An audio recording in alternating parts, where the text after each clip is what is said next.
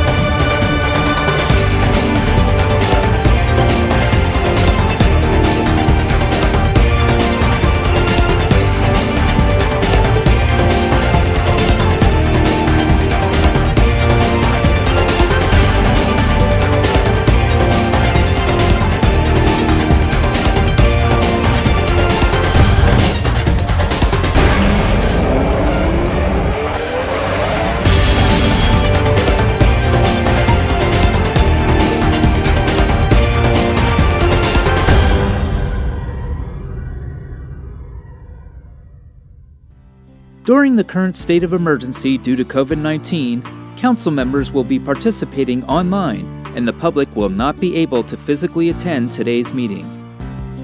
To participate in the general public comment period, please call now at 818-238-3335. Members of the public may speak for up to 3 minutes dependent upon the number of speakers.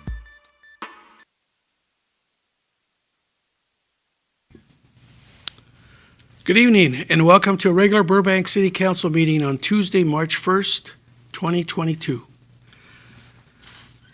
I've invited Mr. Kevin Gray, Chief Information Officer, to lead us in the Pledge of Allegiance. Will everybody please rise? Welcome. Thank you, Mayor. Everyone place your right hand over your heart. Ready? I pledge allegiance to the flag of the United States of America and to the republic for which it stands, one nation, under God, indivisible, with liberty and justice for all. Thank you, Mr. Gray.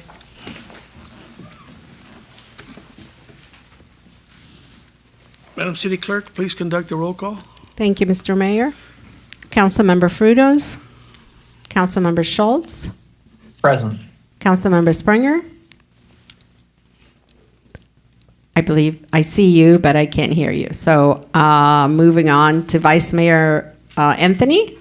Present. Thank you. And Mayor Talamantes. Councilmember Frutos is out this evening. Thank you. Present. Oh, the things we go through, huh? So there will be one period of general public comment tonight. If you would like to participate, please call now at 818-238-3335. Once again, that's 818-238-3335. Callers will be placed in a queue until we begin public comment. Tonight, council will be adjourning in memory of City of Burbank resident and former Burbank Unified School District board member Bill Abbey. William Bill Abbey was born in Glendale on January 5th, 1945, and grew up in Sun Valley in North Hollywood. In 1970, he moved to the city of Burbank. That same year, Bill received his Juris Doctorate from UCLA and joined the Los Angeles Attorney General's office, where he worked for 37 years until his retirement. Bill committed his time to serving the Burbank community. He served on the Burbank Unified School District Board of Education for 11 years. He was active in the PTA and received an honorary service award from the Burbank Council PTA. He and his wife, Lynn, were members of the Burbank Sister City Committee. They traveled to Oda, Japan as chaperones and hosted Japanese guests from Oda in their home 2 times. Bill loved sports and was very active in the Burbank AYSO. He served as the commissioner of Burbank AYSO Region 254 for 5 years and was a longtime coach, referee, and referee instructor. He belonged to the Southern California Soccer Officials Association and continued to referee high school soccer well into his 70s. Additionally, he coached high school soccer and Burbank Parks and Recreation softball. Bill made a difference in the Burbank community and was truly loved by many. Bill passed away at home on January 25th, 2022, surrounded by his family. He is survived by his wife of 53 years, Lynn, daughters Sarah and Aaron, and grandchildren Eli, Liam, and Vienna. Council conveys our deepest condolences to the family and friends of Bill Abbey and to all those in the Burbank community who had the honor of knowing him. I just want to add that I knew Bill for almost 35 years. When my kids and I started coaching in AYSO. My oldest, Eric, was 6 years old. So all that time that I was involved in AYSO, our paths crossed. He was a commissioner who's the head of the AYSO region here in Burbank, 254. And I soon after that, I joined the board myself as a safety officer. But a lot of good memories, a lot of interaction, especially since he was an elected official. And knowing that I became a council member, we had a lot of stories to share with each other. But once again, our prayers to the family, and may he rest in peace. Thank you. Burbank City Council would like to express our support to the Ukrainian people, those in Ukraine and those living in the U.S. who have loved ones in the country. Our hearts go out to you. We wish you all safety, protection, and strength during this time of turmoil.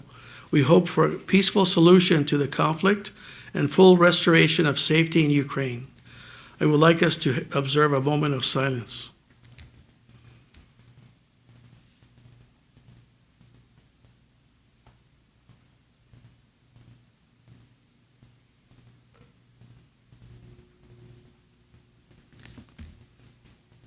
Thank you.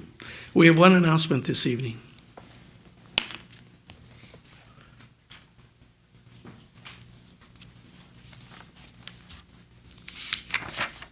The following is an announcement for March 1st, 2022. The Burbank City Clerk's Office is accepting applications for a total of 3 vacancies on the Burbank Water and Power Board. The first vacancy is for one unexpired term ending July 31st, 2022. The second vacancy is for one unexpired term ending July 31st, 2024. The deadline to submit an application for these 2 vacancies is Monday, March 21st at 5 p.m.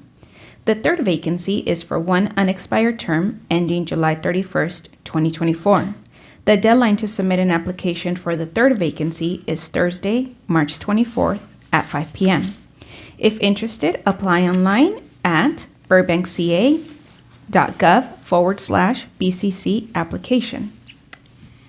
Vaccination proof or medical religious exemption will be required of all applicants. For more information, please contact the Burbank City Clerk's Office at 818-238-5851 or email cityclerks@burbankca.gov.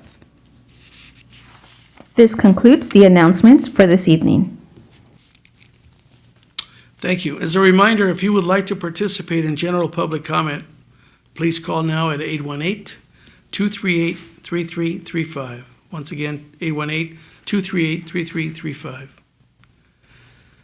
Next is a presentation of a proclamation declaring March 2022 as Women's History Month in the city of Burbank. Whereas American women of every race, class, and ethnic background have made historic contributions to the growth and strength of our nation in countless recorded and unrecorded ways, and whereas American women have played and continue to play critical economic, cultural, and social roles in every sphere of life, whereas American women have been leaders not only in securing their own rights of suffrage and equal opportunity, but also in the abolitionist movement, the emancipation movement, the industrial labor movement, the civil rights movement, and especially the peace movement, which created a more fair and just society for all. And whereas this year's theme for Women's History Month, as established by the National Women's History Alliance, is Women Providing Healing, Promoting Hope. And whereas in our current moment of crisis, women continue to lead, from vaccine researchers to public health officials to the countless heroines on the front lines, women are working around the clock to defeat COVID-19. And whereas Women's History Month honors the accomplished and visionary women who have helped build our country and pays tribute to the trailblazers from the recent and distant past for building a nation of endless possibilities for all of its women and girls.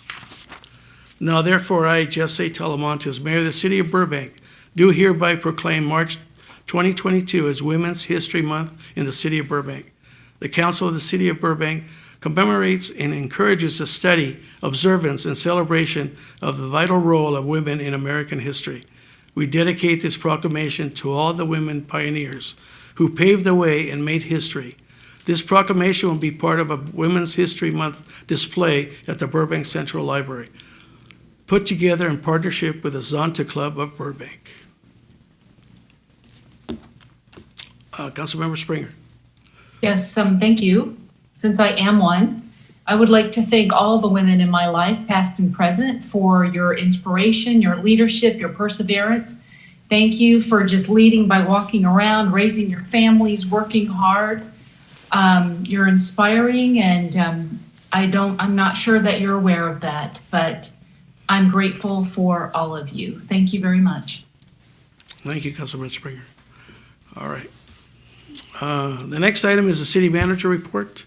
City Manager Hess, do you have anything to report?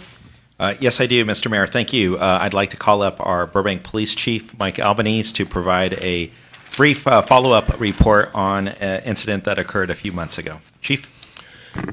Good evening, Mayor. Good evening, Vice Mayor, Councilmember Springer and Schultz. So this is going to be a follow-up to a presentation I did late September, October, and it would be the TikTok video. Specifically, there was a call for service that involved domestic violence. There was a recording made by the victim of that crime that ultimately got posted on TikTok. And as you all recall, City Council and certainly the police department, there was a number of emails very critical of how the department managed that incident. I told you back in October, September of last year that we would do an in-depth investigation, provide you the outcome of that investigation, and that's what I'm doing today. So resultant from the emails that we received, and once we reviewed the TikTok video, we conducted what we call an internal investigation. There was 17 people that were interviewed. There were hours and hours of body-worn camera footage that was reviewed. The IA itself, the investigation itself, was well over 100 pages. And then during the review of that investigation, it was clear that we mismanaged the incident. There were two allegations, actually, that we mismanaged the incident and that we provided preferential treatment to a former police officer. As far as the mismanagement of the call for services, is that our review and analysis is that we did mismanage the incident. There were mitigating circumstances. That's not an excuse. It's an explanation of how it could have been mismanaged, but the bottom line is that we failed the city in managing it properly. In a review of the investigation, it was clear that there was no preferential treatment provided to that officer, the former officer, I should say. So after everything was said and done, I met with the command staff as far as an appropriate course of action moving forward. There was, again, some mitigating circumstances. There was misinformation, misunderstanding. It was confusing, but we should have been able to vet out that confusion and land on the right answer. We also had some younger officers. We had a newer supervisor, well-intended, but we had a transgression.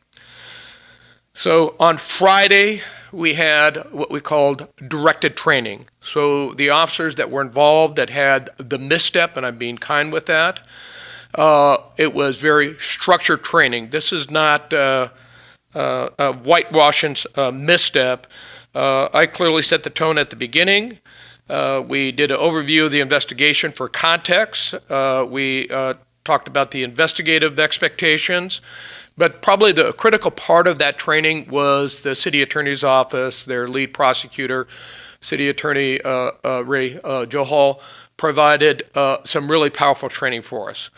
And then one of our staff members is also associated with the city's domestic violence task force. So in the end, it was clear to all what the organizational expectations were, the investigative expectations were, and the prosecutorial expectations. Moving forward, I stand before all of you and say I am absolutely confident that in the future we'll do much better. And that concludes my presentation. Well, Chief, I just want to thank you for coming forth and updating us, obviously, and being so frank and transparent with the shortcomings. But I appreciate it. I know the members of the community appreciate it. Colleagues, do you have any comments or questions of the chief?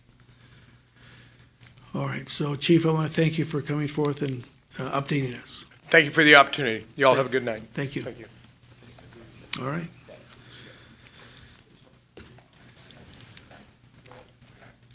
Okay, moving on to presentations. This evening's presentation is an update from the Burbank-Glendale-Pasadena Airport Authority. Joining us is Mr. Frank Miller, Executive Director of the Hollywood Burbank Airport, and Burbank-Glendale-Pasadena Airport Authority Commissioners, Ms. Emily Gabaletti and Mr. Bud Overham. Thank you all for being here. Welcome.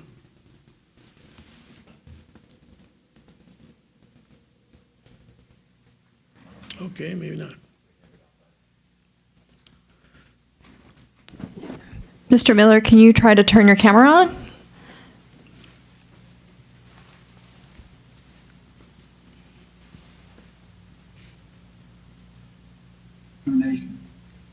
Good evening, Mr. Mayor. I'm here. Good evening, Ms. Gabaletti. Thank you for the welcome. We're waiting for Mr. Miller to join us. I think we must have technical difficulties. Mr. Miller, can you hear us? Because we can't see you, so not your head.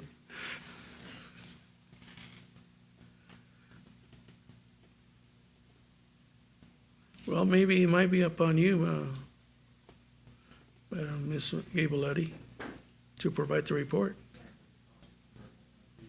Well, okay. So We're trying to reach Mr. Miller, but apparently he's not coming on.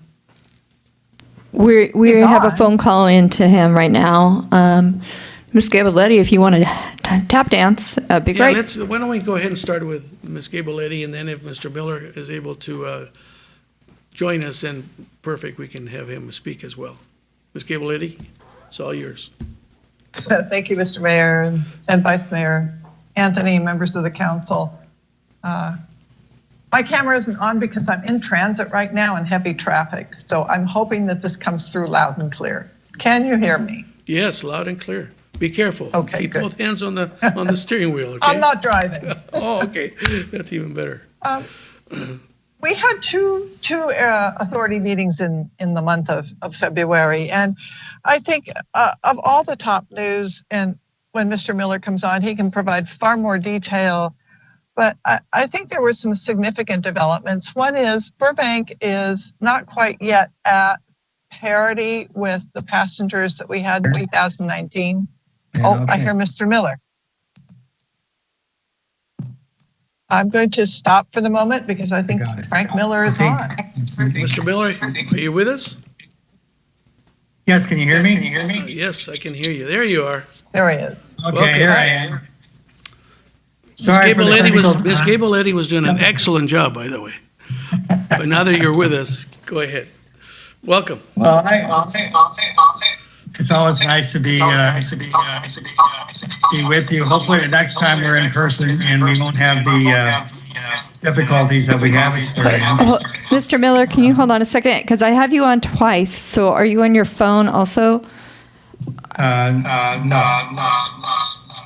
Nope, I'm just. Okay, I'm going to try something. Just 1 second. Okay, now try it. Okay, how's this? Perfect. Thank you, sir. Okay. Thank you for your patience in allowing me to be here. I'm pleased to be able to be here with you, even though it's in this fashion, but to give you an update on what is happening at the Hollywood Burbank Airport.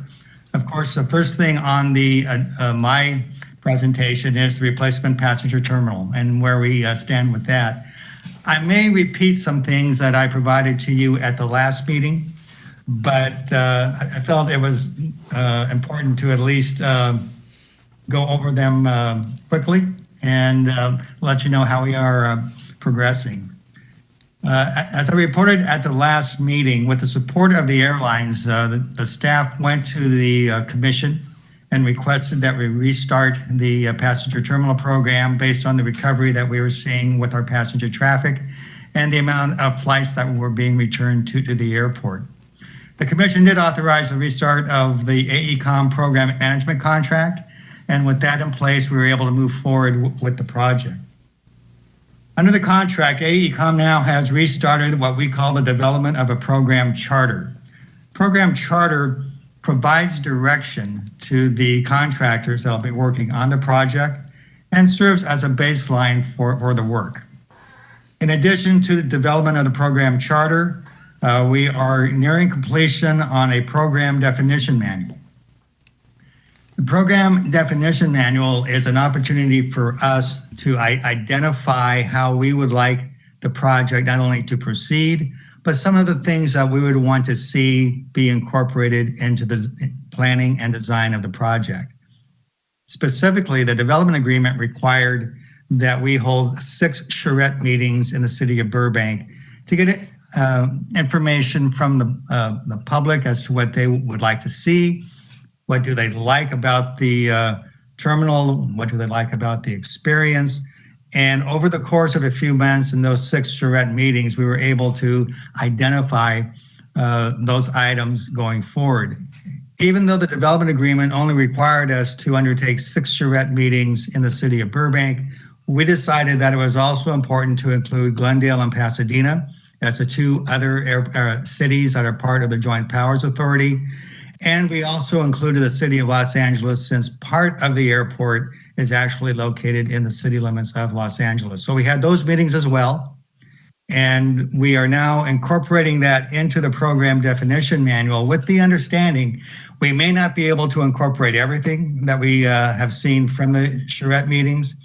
As an example, some people like the old look of the terminal buildings, someone wants steel and glass. So there are some conflicts that we had, but there may be other things as we get into the actual planning and design that we may not be able to incorporate. But all of that will be provided in the program definition manual. They are also nearing completion on the request for qualifications. The delivery method for this project is a progressive design build. And so it'll be a 2-step process. We'll go through a request for proposals. Once we have received those proposals, they will be vetted. We will develop a short list. And then with that short list, we will issue a request for proposals. That will then lead into where the candidates who we sent the RFP to will have an opportunity to meet with the airport and to provide a presentation to us as we go through the process of making a final selection. The design build delivery was selected by the commission. Staff went through a very long process to decide if it was a progressive design build, if it was a different type of method, and felt that the progressive design build approach was the best.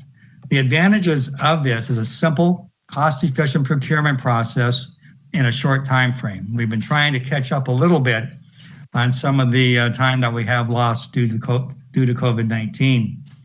It also can proceed in phases by using task orders to keep the project moving smoothly as we continue. And it maximizes our flexibility, maximizes our involvement, and most importantly, it does provide the control that we feel that we need as we move forward with the project. During the COVID-19 pandemic, I think I reported this the last time, we were working very diligently on the method of financing. We are looking at new and innovative ways that we would be able to finance this project in order to control the ultimate cost to the airlines. And as we've done that, we have identified monies that have not typically been provided to airports with the help of Congressman Schiff and Congressman Garamendi up in Sacramento, There was language in the infrastructure bill that allows Burbank an opportunity to pursue the funds that we would typically not have access to. As we continue with the plan of finance, we're also looking at whether or not we have to do any interim financing. Interim financing would be used if need be to continue to fund the AECOM contract. And it will allow the Progressive Design Builder Services from the restart to the guaranteed maximum price point in this project to be funded as well. Once the Progressive Design Builder reaches a 60% maximum guaranteed price that is then negotiated and agreed to by both parties, it's at that time that we would have a better feel or understanding and a comfort level with what the project ultimately will cost. And it'll be at that point that we would be able to start the actual financing work and going into the bond market. But that's still some time out as we move forward. On the airport itself, as we talk about the recovery that is occurring, if you've been to the airport recently, you can see that there's a lot of traffic that's now going through our airport. In calendar year 2021, we had 3,732,971 passengers going through the airport. That was down from the numbers we had in 2019, which was almost 6 million passengers. But we also remember that 2019 was the record year for that airport. The airline industry has continued to see fluctuations in travel. We continue to see that when we think we are recovering, we get an Omicron variant that raises its head. That in turn does affect the amount of travel that people will want to do. During the holidays, there was a combination of an employee shortage with the airlines, bad weather, which canceled thousands of flights on individual days and affected passenger travel. Even with all of that happening over the holidays and in the month of December, while we were clearly on an upward trend with our passenger traffic returning, we were only down 15% in December of 2021 from December of 2019. So it is identifying that while there are those challenges because of COVID-19, all in all, we are seeing that the airport is recovering.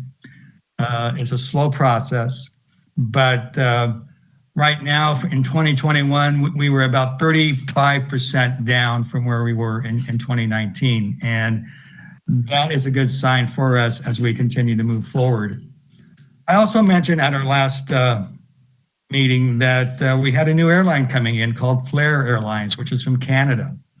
And I made a point of saying that the reason we were able to get Flair Airlines was because of a program called the Pre-Clearance, which Custom uses in Canada for the US. There are 9 airports in Canada that have US Customs on site. These passengers are cleared through Customs in Canada and then fly into Burbank and deplane like any other domestic traveler coming to the city. Recently, another Canadian carrier has identified that they also want to start service, and they will begin service into Burbank in June. And like Flair, they'll be going through the pre-clearance program at the city that they will be departing from. Flair is providing service right now to Vancouver and Edmonton. The new airline called Swoop is initiating service to Edmonton as well. So we'll have 2 different airlines providing service to that one city. As the airport continues its recovery from COVID-19, we have activated and reopened all the parking lots to accommodate our passengers. We have seen the return of private vehicles to a greater degree than we have with the TNC operators. Our TNC operators continue to fare worse even as we come out of the pandemic.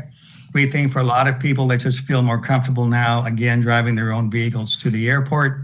So we are seeing quite a surge in passengers coming to the airport in their private vehicles.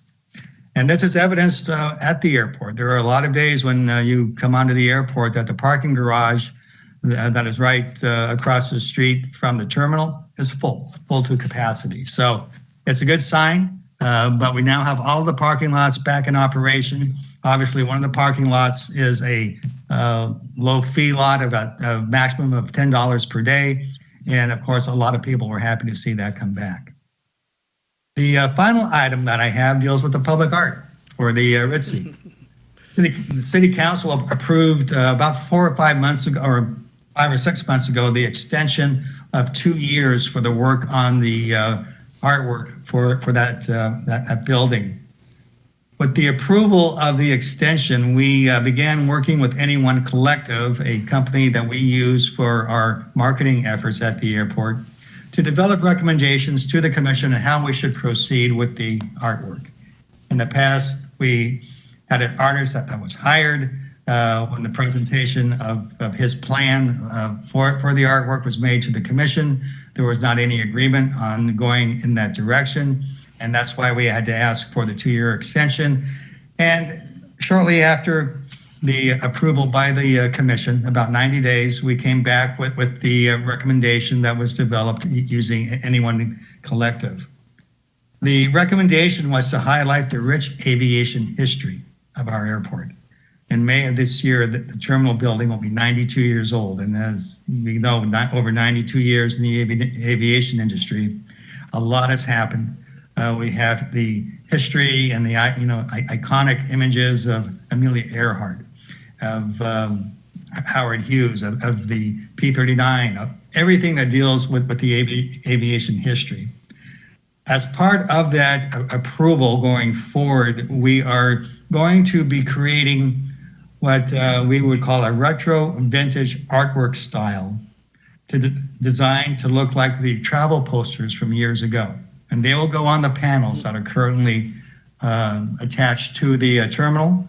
We feel that this will be a great way to show the history that we have. As we're doing this project for the terminal, we are very sensitive to the history of the airport and how a lot of people really appreciated the feel of that old terminal as they were going to their airplane. While we can't replicate that, we still don't want to forget the history that we do have. So we will be executing a contract in the next day or two with Anyone Collective to take the next step.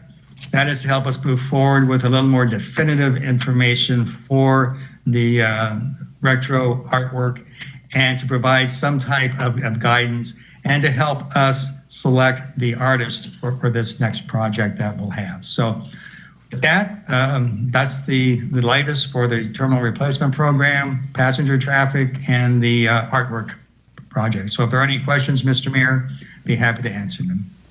Thank you very much for that update, Mr. Miller. I just had one reference. You mentioned TNC. In the interest of the public, what does that TNC stand for? Sorry, I use acronyms when I shouldn't. That's the Uber and Lyft vehicles that come to the airport that either drop off or pick up passengers. Okay, thank you very much. And just for your information, I don't know if you were aware, we have Commissioner Gabaletti on, and she is able to speak, but Commissioner Overham is listening. He's not able to come on the air or speak. So just for your information. Colleagues, do you have any questions of the Executive Director? Councilmember Springer. Are you suing High Speed Rail? Yeah. We have, yes, we have filed a lawsuit against High Speed Rail. Thank you. I read that, so. Yes, I think like the city of Burbank, there was a lot of frustration with communication and felt that was the best step for us to take. Thank you. Now, any other colleagues, questions? Mr. Miller, I have a question in regards to what's happening in Ukraine now. What kind of effect could that's happening back there have on the airport in regards to flights, obviously fuel? We are not anticipating any direct impacts for the Burbank Airport. I don't know how many flights LAX has with Aeroflot, but obviously, as we know, they're being shut out from a lot of airspace. But for us, as far as the flights coming in and the fuel and whatnot, we don't anticipate that there will be any direct impact, at least for Burbank. Great, thank you. Any other questions, colleagues, comments? Well, hearing none, I thank you very much. Thank you, Commissioner Ghiboletti, for being on. You're welcome. And thank you, Commissioner Overham, as well. So, Mr. Miller, thank you for being here. Mr. Mayor, Yes, ma'am. may I just add that we recently had a presentation by Ms. Sue Georgino for the benefit of the Airport Authority members who were not familiar necessarily with the 6 charrettes and the 3 other charrettes that Frank Miller spoke to. And at the end of that, we reiterated our desire to see a platinum lead terminal, and we'll continue to work on that and see if we can climb that high and look at what it would take to do that. That's something that Mr. Miller and I and Mr. Overham have talked about before.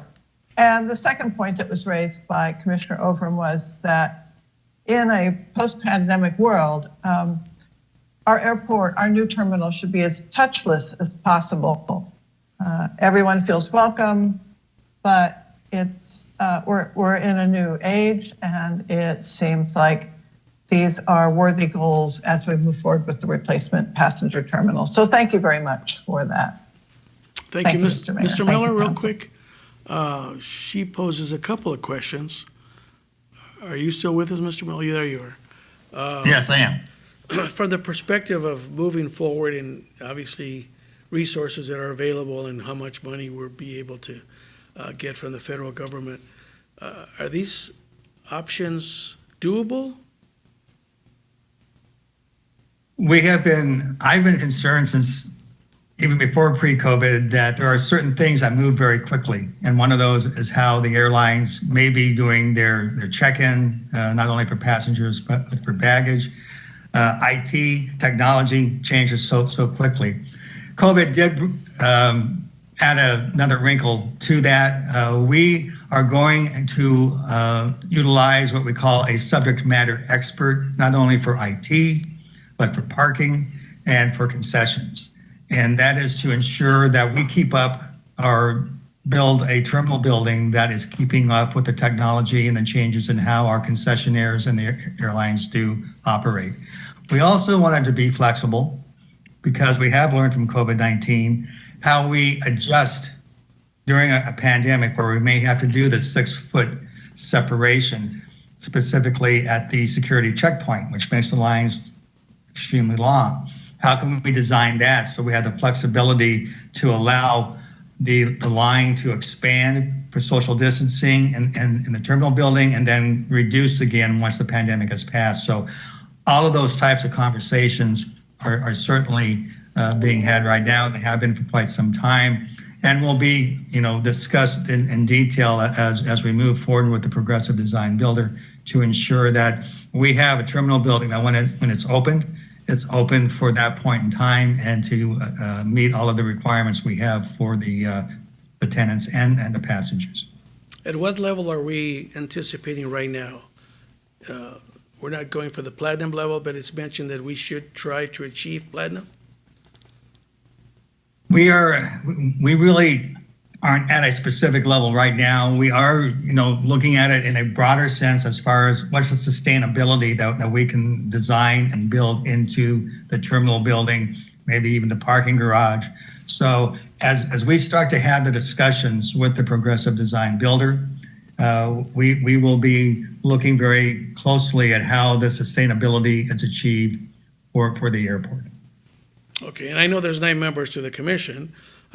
So from Burbank's standpoint, let's go for platinum. I would encourage you.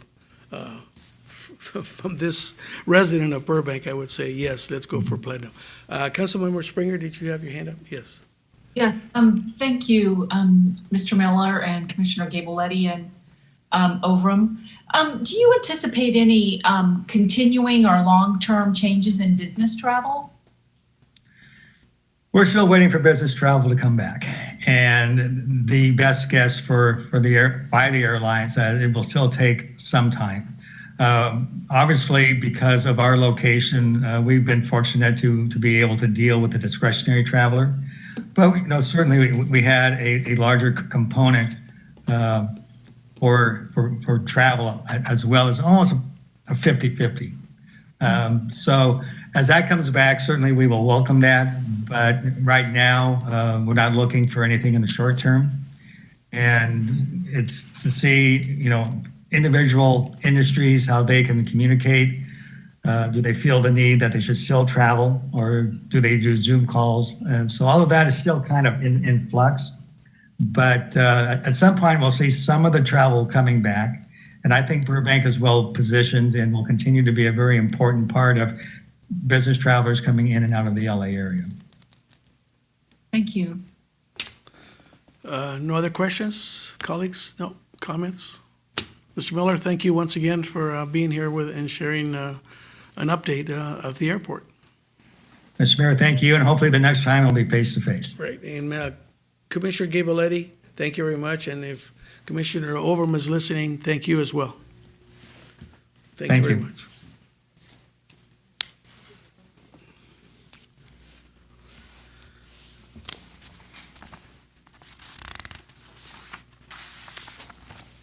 Mr. City Attorney, will you please report on closed session? Yes, Mr. Mayor, Vice Mayor, members of the council. This evening, City Council met in closed session to discuss one matter of existing litigation pursuant to Government Code Section 54956.9D1 in the matter of Nick Nichols versus City of Burbank. Council took no reportable action. Thank you, sir.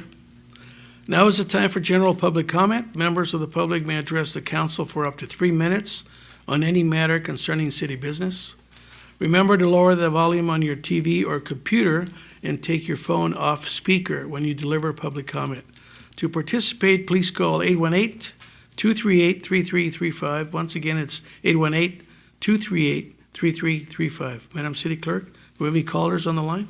Yes, Mr. Mayor, and we're ready to go. Thank you. Bring them on. That's great. Our first caller is Richard Bennett.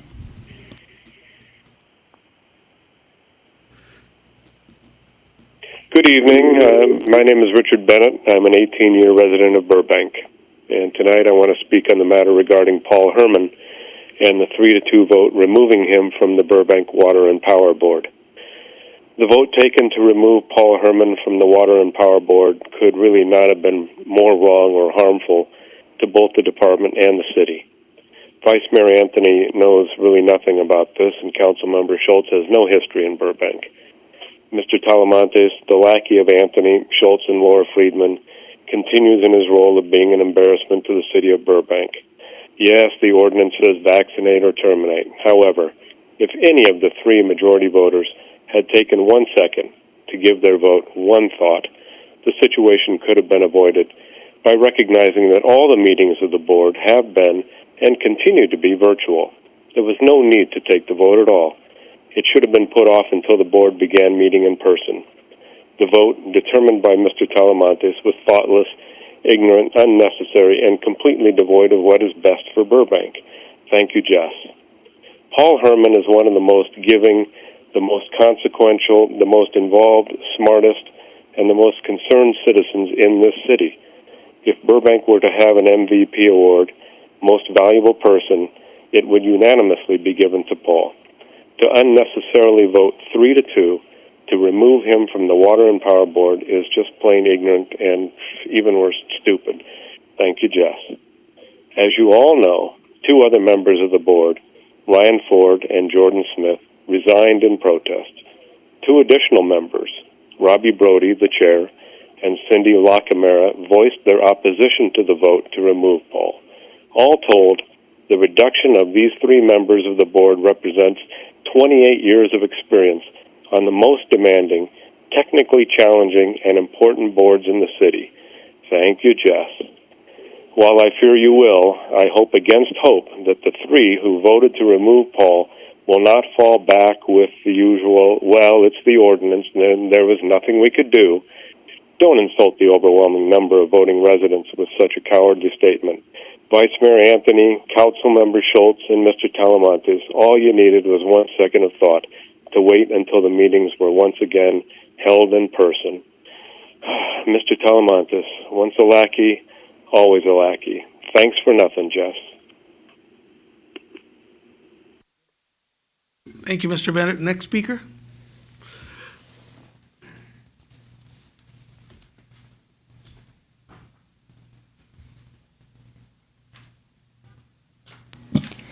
Our next caller is Katie Sir.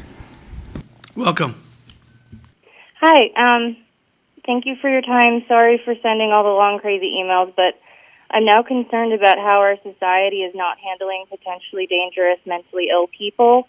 It's an issue that I believe has gotten out of hand, and our current system is not handling it because after we got rid of mental institutions, which were abusive back then, we went too far to the other side, which was being too lenient on the mentally ill. For example, I was punched in the face in Boston by a coked-out woman that was released in 72 hours. Recently, in Orange County, a man attacked nurses that were giving vaccines at a drive-through vaccination site. He was clearly delusional before assaulting the nurses. The news said he was released from jail within 72 hours. Now, my neighbors and I that are homeowners in this Burbank condo complex are dealing with a neighbor's tenant who is extremely mentally ill and delusional. She stalks us, sexually harasses us, talks to inanimate objects, runs into neighbors' faces, getting her lips an inch away from other people's lips. She accused several of us of sleeping with her husband. We're afraid she will harm us one day. She has grabbed a couple neighbors. She has thrown herself on the ground and accused people of assaulting her. The police cannot do much without a restraining order. They arrested her for drunk and disorderly on 12/5, but her behaviors have continued since she was released from jail. A judge in Pasadena thinks she's not harmful, and we think she is. So the system is allowing her to get away with it. She's also aware her behavior is unacceptable and that she can get away with it. She thinks it's funny how uncomfortable she makes us. Delusional people need to be handled before they become violent, and running into people's faces is uncivilized behavior that should not be allowed. It's really not freedom of speech if she's getting into our faces and not leaving us alone. It's harassment, but there is nothing police or this system can do to get her to stop. So I'm here because I think we need to brainstorm solutions to the issue because we're seeing it everywhere now. Tons of mentally ill people running into people's faces, and we let them do it until they do harm. And when they do harm, they get very light sentences. Sandy Hook could have been prevented. Many people complained about his behavior for years before he killed those kids. And the system that we have was like, oh, it's freedom of speech, and now a bunch of kids are dead. I don't think my neighbor will kill a bunch of kids, but I think her delusion could lead her to harm her husband or harm an innocent neighbor that she delusionally thinks is sleeping with her husband. So she is dangerous. Also in Burbank, the homeless population seems to be increasing. By Granville on San Fernando last Sunday, a homeless woman with IKEA bags started screaming at everyone. Everyone backed away from her, afraid she would harm them. Luckily, she didn't, but this is a type of delusional, mentally ill person that sucker punched me in the face in Boston. The general public should not be living in fear of these people. These people need mental help. They need mental institutions. And some of them might get better and be able to be contributing members of society. This woman that is harassing us does not work and is not contributing members to society. And she's harassed 6 units here, 6 units of working people who own their units. And when we come home, we want peace, not to be stalked and harassed and screamed at. And unlike her, we pay taxes. So, that's all I have is just we have a mentally, we have a problem with the way we're handling the mentally ill. And it's just, people keep getting attacked. We're waiting for them to get attacked before we do anything. We need to do something else. Thank you very much. Your time is up. Thank you for calling. Next speaker.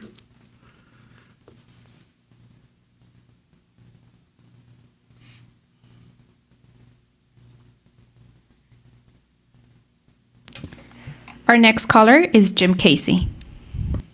Good evening, City Council. Welcome. My name is Jim Casey. Thank you. My name is Jim Casey. I'm a 23-year Burbank resident. I'm a local realtor, and I lead Preserve Burbank, a grassroots organization of over 400 Burbank residents who are dedicated to preserving the architectural integrity of our city. Thank you, Council, for your vote to postpone the decision on the quote-unquote streamlining of the design guidelines and directing staff to put on a public forum so that residents could get answers to our questions. I participated in the forum last night, which included a 40-minute presentation by staff, and then we each got 3 minutes to ask our questions, and then we sat and listened to the answers.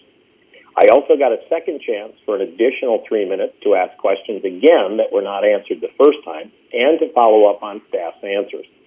Unfortunately, we, the residents, were not allowed the opportunity to present any visuals or refute any of the claims made by staff.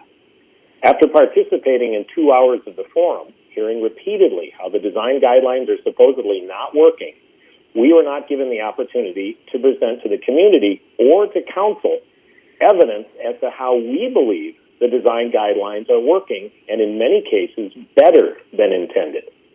In the spirit of equal time, we humbly request an opportunity to address City Council and the community with at least 30 to 40 minutes of the history of the IDCO and how the design guidelines have reduced appeals and complaints from the community.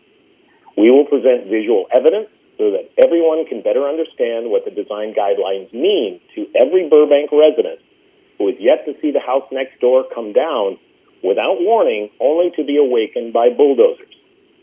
Only 2 of you on the council remain from the original 5 that voted unanimously for the IDCO 7 years ago and the design guidelines 2 years later.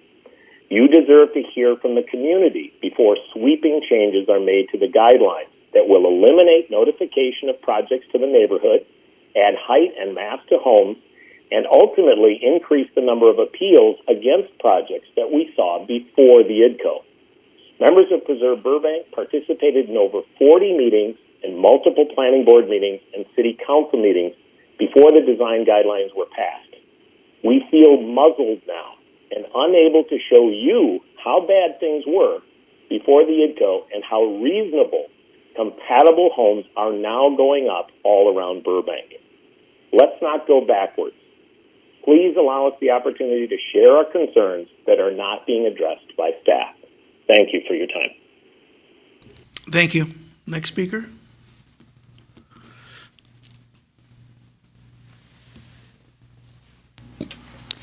Our next caller is Nori Walla.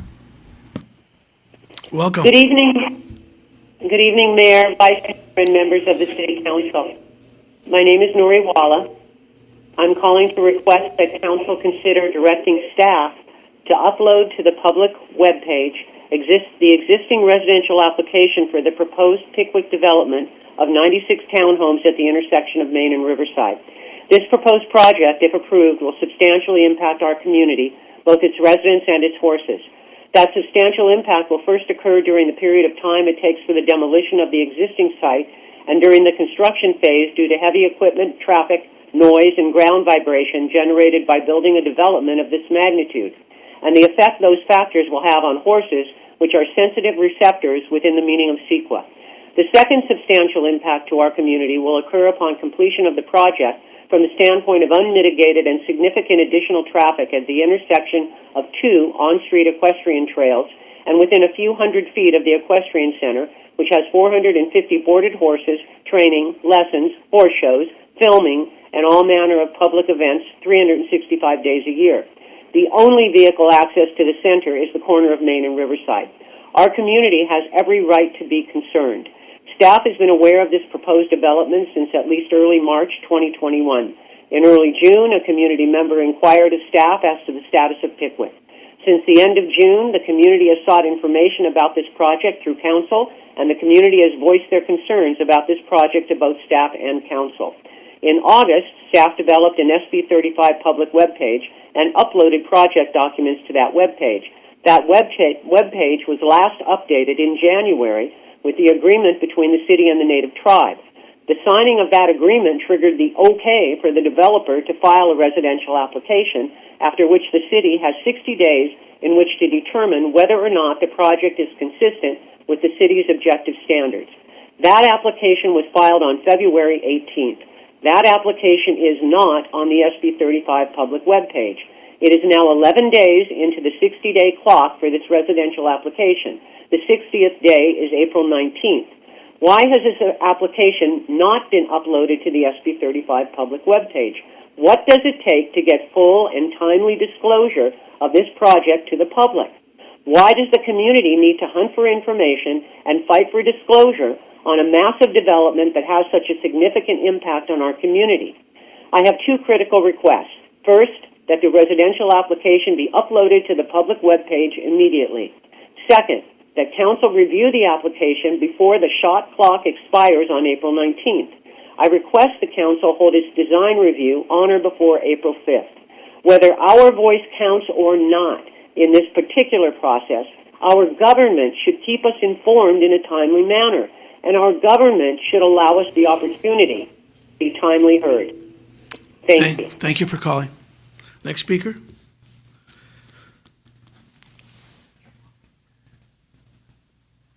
Thank you. The next caller is Kathy Morphopoulos. Welcome.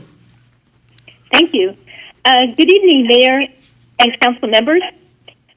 My name is Kathy Morphopoulos, and I live in Glendale. I'm an active volunteer doing drug education, and to be more effective, we wanted to reach out to Burbankers and get their honest opinions about drugs in the community and also about the Burbank ban on cannabis business. So we commissioned 2 surveys and received over 1,000 signed petitions supporting the ban. Then we collected all the information and we submitted it to the council members and to the city departments. Over 55% of the Burbank respondents support the ban on marijuana business, and they gave their reasons. Some of the reasons are obvious. There are enough pot businesses already. There are dispensaries in nearby areas, such as North Hollywood, and those businesses have not improved the neighborhood. Now, in the past, there were promises made that gained initial support for recreational cannabis. One promise was that there would be local control so that each city could make their own decision. And the second promise was it would create a green rush of tax money. The expectation was that buyers would be willing to pay taxes. So 5 years later, how is that all going? Well, the governor's office says we have 80% of all pot sales are black market, which means no taxes are being collected on that. The governor hopes that within another 5 years, California might be down to 50% black market. Now, 50%, is that acceptable in any other industry? In July 2021, in Antelope Valley, there were hundreds of law enforcement officers on a major bust, and they found that the illegal grows were using massive theft of public water, illegal pesticides, and even human trafficking. Those businesses were paying no taxes, but they generated harm and cost for the taxpayer. So the industry as a whole hasn't been operating in good faith. So any taxes that a city might collect is hampered by the price collapse due to overproducing. So in addition, the Surgeon General and the CDC have released health warnings against today's high THC cannabis, which is now recognized for creating addiction and increased mental illness. So even if the tax money was better, the trade-off is pretty grim, especially for teens. So what's the right thing to do? It's to listen to the Burbank community leaders and the residents and know that they do support the ban. Thank you very much for listening. Thank you. Next speaker.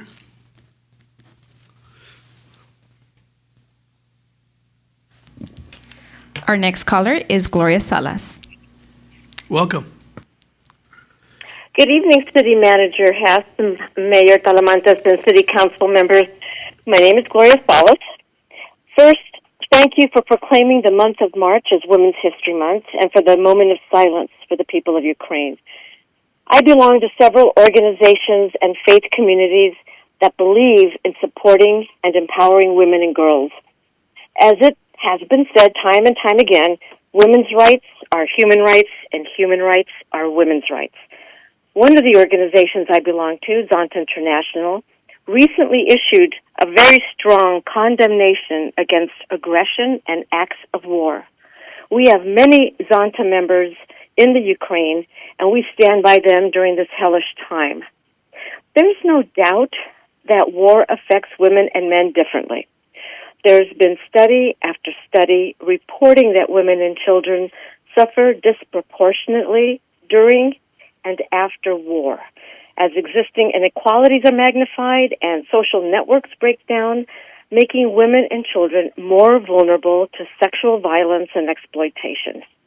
During the 2020 Nagorno-Karabakh War, the groups I belong to did not ask the politics of the parties involved in the war. We were asked to supply a few pieces of winter clothing for the women and children who had become widows and orphans when their husbands and fathers died in that war. These organizations and faith communities came together during the pandemic, mind you, and collaborated to collect over 100 pounds of winter clothing for these victims of war.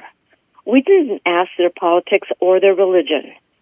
There was suffering, and we answered the call. During this crisis in Ukraine, I would hope that the city of Burbank will use the colors of blue and yellow that were used after the Rams Super Bowl win and will join the multitude of cities, nation, and worldwide and show its support for the victims of war by lighting City Hall in blue and yellow. I ask that you show that we, the city of Burbank, put aside politics and stand for universal respect for women's rights, human rights, and fundamental freedoms. Thank you very much for your time. Thank you. Next speaker.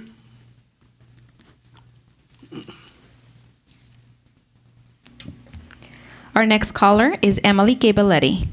Welcome. Good evening, Mr. Mayor and Vice Mayor Anthony and members of the council. I'm Emily Gabaletti and welcome this opportunity to speak briefly tonight. The housing project proposed for Pickwick will be coming to you for design review. And while there are still unaddressed objective standards for the project design itself, I'm going to focus and bring your attention to the unmitigated impacts of this project. As you may know, SB 35 circumvents CEQA. There are no requirements to study the demolition, construction impacts, nor study the long-term impacts of vehicular circulation on the safety and health within the horsekeeping neighborhood. I appreciate your long recognition of the Rancho as a unique equestrian neighborhood. It is rare and wonderful in an urban environment where horsekeeping is still permitted on 6,000 square foot lots. All of the horses in the neighborhood across from the project site, from where the project site will be located, and where the residents will be taking their driveway access to and from Main Street. All of the horses use the public streets or the alley behind Elm to get to the Griffith Park Trail system. The common paths of travel by horses and their riders, and also by horse teams and their carriage drivers, are along Main Street. The carriage drivers also use Riverside Drive. Pickwick is 96 homes and over 200 parking spaces.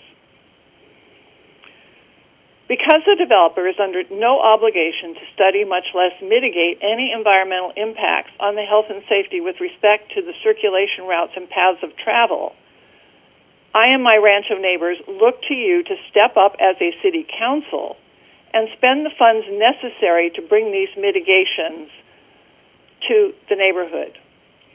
Concerned community members will bring clear measures for your approval and action and direction to staff, because the developer has no obligation.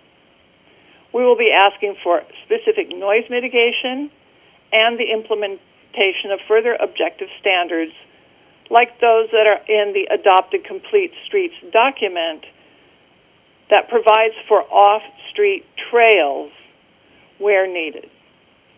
In closing, I want to thank both the mayor and Councilmember Frutos, who committed last week to take steps to make Riverside Drive safer by reducing the speed limit, something that is specifically enabled by the Sacramento bill offered by Assemblymember Laura Friedman.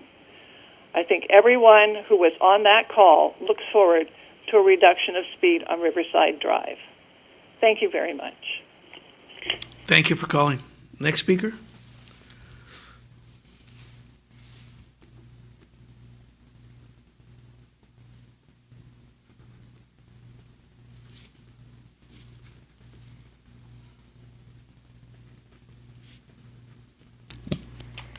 Our next caller is Sue Clerman.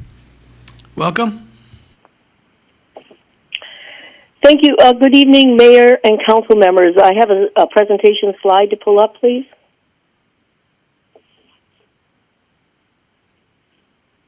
I don't see the slide.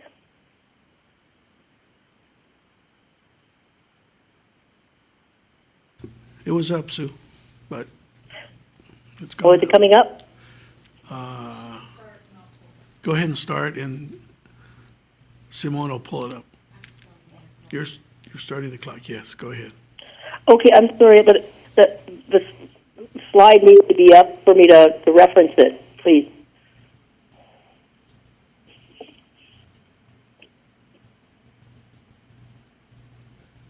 Okay, it's up. Go ahead. Okay, thank you. The picture is from a Google Earth Street View. It shows two homes in a Burbank single-family neighborhood. Now it went blank.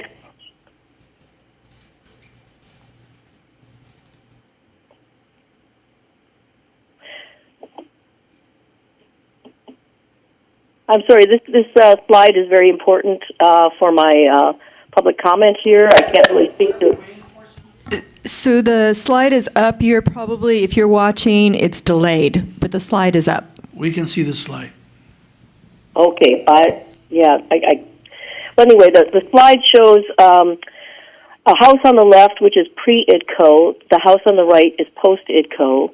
And as you know, the IDCO was an emergency ordinance enacted following a tidal wave of total house teardowns, major demos, and construction. There was enormous public outcry concerning the overbuilding and lack of noticing major constructions. And comparing the houses side by side, the house on the left, pre-IDCO, has a top plate height exceeding 20 feet. For reference, if you look at the house on the left, pre-IDCO, and look at the second story above the garage, you can notice the height of the exterior wall and see how it looms over the house next door. The house on the right, post-IDCO, has a lower top plate of 20 feet. You can see the difference looking at the front elevations of the house's second-story windows. The house on the right is stepped down. The lower top plate is more compatible with the surrounding homes. The house on the left, pre-IDCO, was approved without any public noticing. It was not required at that time, and the builders scraped the lot. Unfortunately, the next-door neighbors didn't know what hit them until after the big reveal. Pre-IDCO was a scary time in Burbank, especially if the house next door went up for sale. The existing code and single-family special development permit process has brought some peace and normalcy. The house on the right was built following the single-family special development permit process. It's a good example of how the code is working. There are many single-family projects constructed since the IDCO. They are more compatible and demonstrate the success of the current single-family special development review process. Driving around Burbank, you can see new construction projects. The majority of new homes recently constructed are more compatible and don't stick out like a sore thumb. I'm running out of time here, but this forum does not allow time to go back and forth and discuss and show the many success stories with the current code. There are many real-world examples of new approved projects demonstrating actual results. I'd like to request an opportunity to present to Council and have back-and-forth discussions on what is working with the current code and show you all examples of how the single-family special development permit and design guidelines are working, why they are needed, their importance, and how the existing code is benefits the community as a whole. Thank you very much. Thank you. Thank you for calling. Next speaker.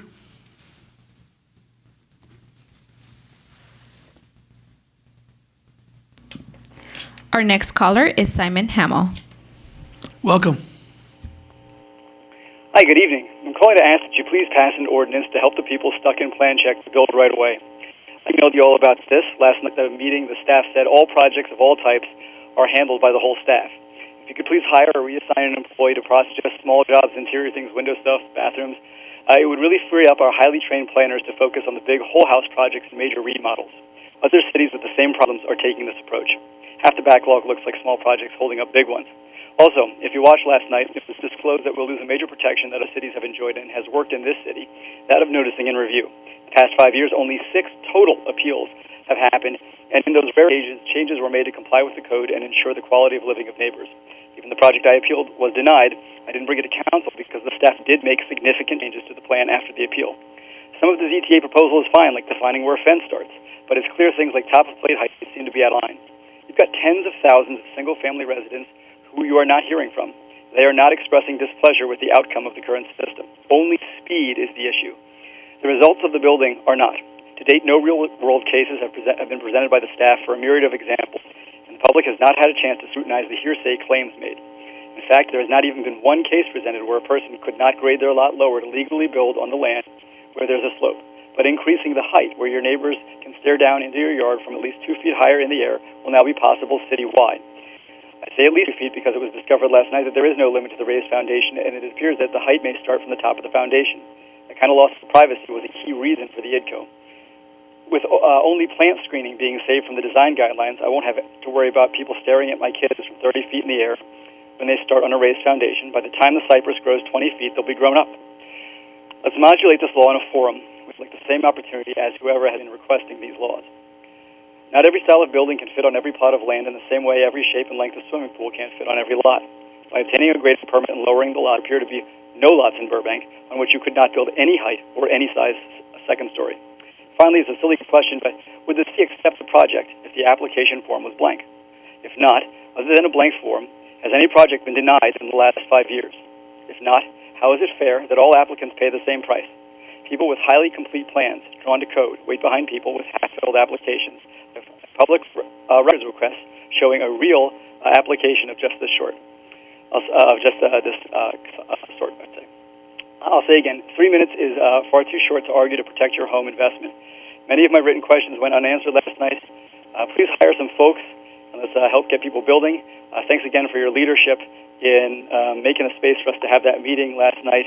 And if you could find a way to meet the concerns of all parties, I would appreciate that. And I know that people trying to build would appreciate that as well. Thank you very much for your time. Good night. Thank you. Next speaker.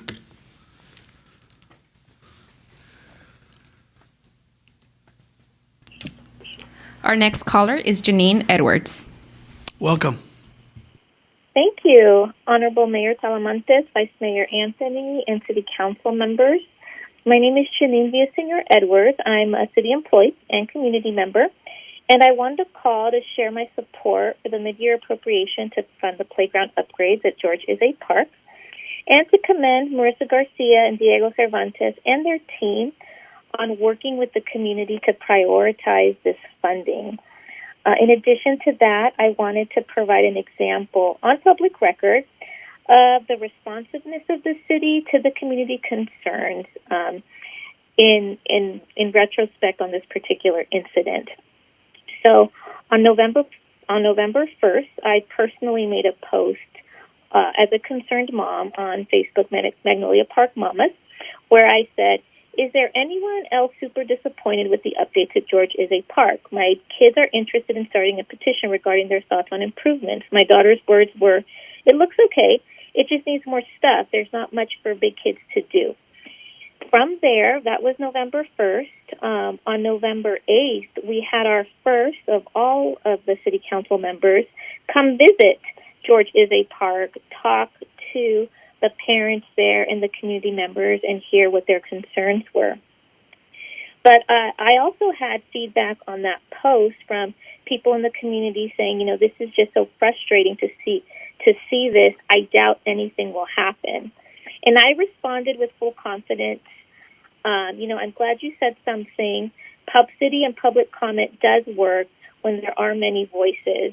This particular person was still not convinced that something would actually happen. We have great community members like Wendy De Leon, who encouraged people to make their comments and reach out. And today, March 1st, there's a vote here for a mid-year appropriation to respond to the needs of the community and for the kids who will now have appropriate playground equipment. The parents are happy, excited, and thrilled, and I just wanted to call and share that with you all. Thank you very much. Next speaker.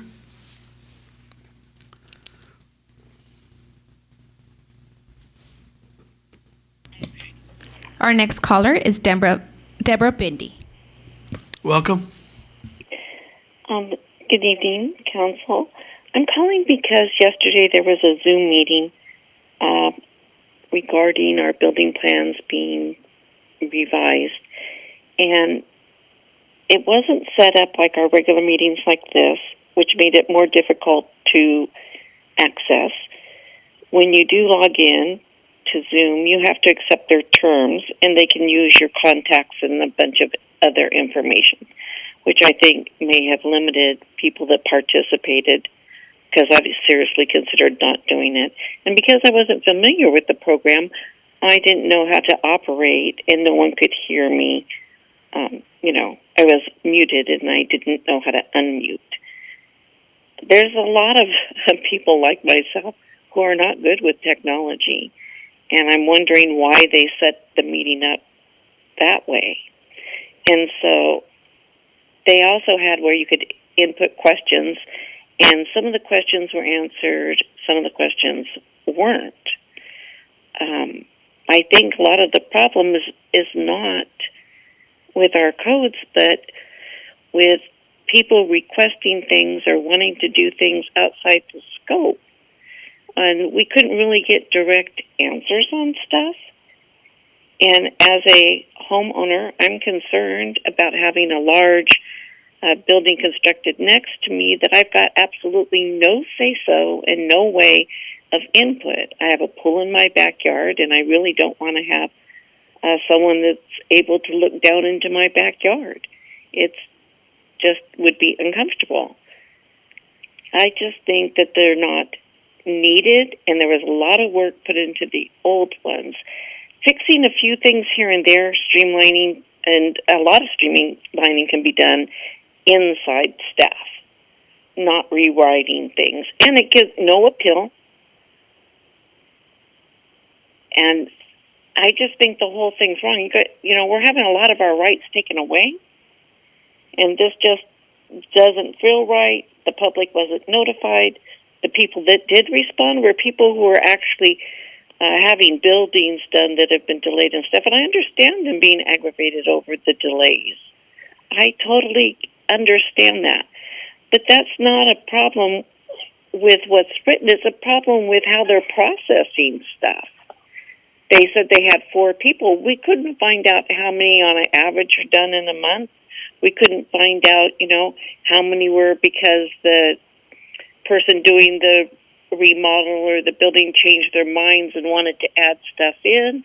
We don't know how many were because they found structural problems and that lengthened the time. There was a lot of things that, the information wasn't provided. It's just do this or, this is going to fix everything. Well, I don't think so. Thank you very much for calling.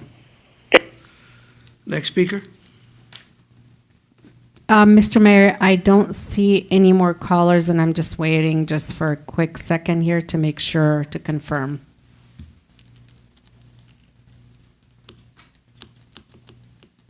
I have confirmation. There's no callers in queue. Okay. Thank you. Madam City Clerk. There being no further public comment, I now declare the public comment period closed.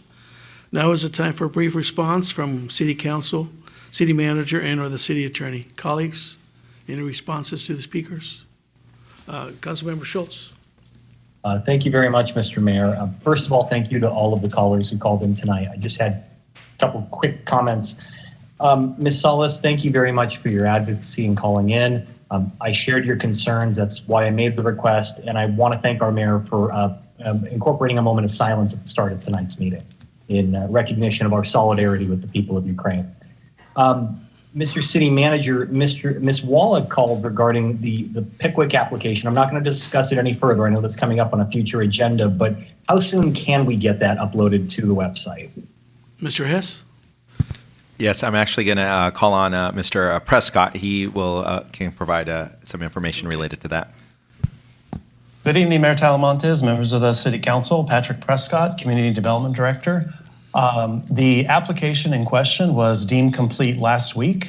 There was a fee that needed to be paid. Staff is putting the plans online. Should be by the end of tomorrow. They'll be online, and we will be bringing it to you at a meeting for ministerial design review within the 60 days with time to spare. Sometime between April 12th and 19th is our goal. Great. Thank you very much. Thank you. Thank you.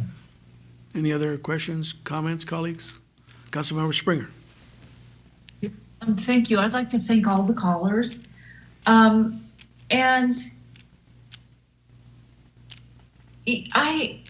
Ms. Walla asked for April 5th, and I know, Mr. Prescott, you noted it would be between April 12th and 19th. Is it possible to have the meeting on April 5th as she requested? Mr. Mayor, may I answer? Yes, go ahead, Mr. Prescott. I believe given the very compact 60-day time to review, it would be very difficult for staff to be able to adequately review that and get it to you by April 5th. It'd be very challenging. Thank you. And I think, can we please reach out to Ms. Bendy and have her questions answered? I know I attended the ZTA meeting last night and there were difficulties. She was there. And if we could reach out to her, that would be very helpful. We'd be happy to reach out to her. And some of the questions were not easily answered last night, so they will be answered and put online. Thank you. Okay. That's all I have. Thank you. Thank you. And they did say, the staff that was there at the meeting said that not all the answers that were, questions that were submitted were able to be answered, but they were going to be posted online. Am I right, Mr. Prescott? That's correct, Mr. Mayor. Yes, thank you very much. Vice Mayor. Thank you, Mr. Mayor. Mr. Prescott, online, where would we be able to find that when it's ready to be posted? It'll be on the planning division section of the city's website.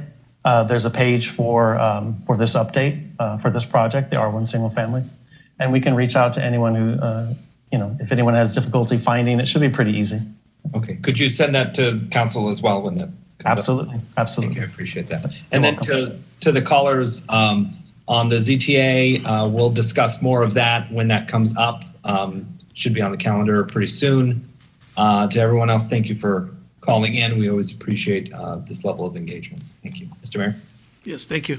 Any other comments, colleagues? So I just want to say thank you for the callers. Thank you for staying engaged. I listened to the CTA event last night, and there was a lot of good questions, and there were a lot of good answers as well. So the people that submitted questions that weren't answered that last night, they're going to be put on the website. So there will be an answer to your question. Okay, moving on. Thank you. The consent calendar may be enacted in one motion. Madam City Clerk, please read the consent calendar. Thank you, Mr. Mayor. Consent calendar, item number 1, adoption of an ordinance repealing Burbank Municipal Code, Section 3-3, 516, impersonating person of the opposite sex. Item number 2, adoption of an ordinance amending subsection D and repealing subsection E of the Burbank Municipal Code, Section 3-3, 523, rules and regulations for public dance posting. Item 3, City Council minutes, and those are for the minutes for February 8th and February 15th, and the dark meeting of February 22nd. Housing, item 4, Housing Authority minutes, and those are for the joint meeting of December 7th and December 14th. And item number 5, adoption of resolution extending the local emergency caused by COVID-19. Item 6, approval of automatic aid agreement for the exchange of fire protection specialized and rescue of emergency medical service between the City of Los Angeles and the cities of Burbank, Glendale, and Pasadena. Item 7, adoption of resolution for financial assurance for closure and corrective action for Burbank landfill site number 3. And item 8, adoption of finding to continue virtual meetings for the City Council and all city boards, commissions, and committees during the pandemic. This concludes the items for consent. Thank you, Madam City Clerk. Is there a motion and a second for the consent? Vice Mayor, motion? One quick question. Question, okay. I don't want to pull anything, but Mr. City Manager, on number 8, this is a recurring adoption of findings. Are we getting any updates or changes to this anytime soon? Mr. City Manager? Yes, thank you, Vice Mayor. Yes, actually, at your next meeting on March 15th, we will provide you with an outline of how we are going to phase back in-person meetings. So that is, we're working out the details right now, but I'm excited to report back that on the March 15th, you'll have a plan to come back in person for our meetings. All right, great. Thank you so much. All right. I move that we adopt 1 through 8. Is there a second? A second by Councilmember Schultz. Madam City Clerk? Vice Mayor Anthony, Yes. Councilmember Schultz, Yes. Councilmember Springer, Yes. Mayor Talamantes. Yes. Thank you. Thank you. There are 2 reports to council this evening. The first report is the introduction of an ordinance amending Title 4, Chapter 2, Article 1 of the Burbank Municipal Code relating to solid waste and organics recycling, which is SB 1383. Joining us this evening is Ken Bergman, Public Works Director. Mr. Bergman, welcome. Good evening, Honorable Mayor, council members. We are here to introduce an ordinance to comply with new organics disposal and recovery law, Senate Bill 1383. And this will purpose of reducing our methane emissions and ultimately curtail global warming. So with that, I'd like to introduce our recycling coordinator, Amber Duran, to take us through the introduction. Amber. Welcome, Ms. Duran. Thank you. Hoping you can all see the presentation okay. Thank you, Ken, and thank you, Mayor Talamantes, Vice Mayor Anthony, and esteemed council members. Mr. Rand, can I interrupt you? Because we don't see your whole presentation. It shows up as really small. We do a slideshow. Got you. Okay. I'm going to try it again. A moment. Apologize. Let's try that again. Much better, much better. Okay, great. We're all on the same page now. Okay, wonderful. And although I'm presenting tonight this ordinance, I just have to say that this was a group effort from a lot of staff members and consultants to get this ordinance before you.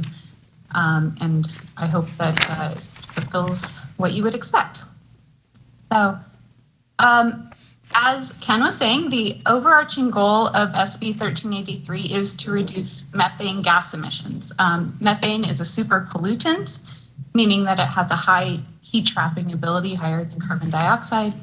And methane is also a short-lived climate pollutant, which means that when we reduce it, we also start to see immediate effects in our fight against global warming. So it has multiple purposes to reduce it. Organic material, when it breaks down in a landfill, creates that methane gas, because when a material goes to a landfill, it's packed for space, but it creates a lack of oxygen and no airflow gets through, and that causes the methane gas to be released by organics. Organics are a major part of our waste stream. They make up it's estimated about 75% of the waste stream. So reduction or a ban on organics in the landfill will help us achieve our goals towards reducing climate change. This bill also includes a component that is taking edible food that should not be disposed and redistributing it to people in need. So it has multiple components to it, all of it under the idea of reducing the organics waste in the waste stream.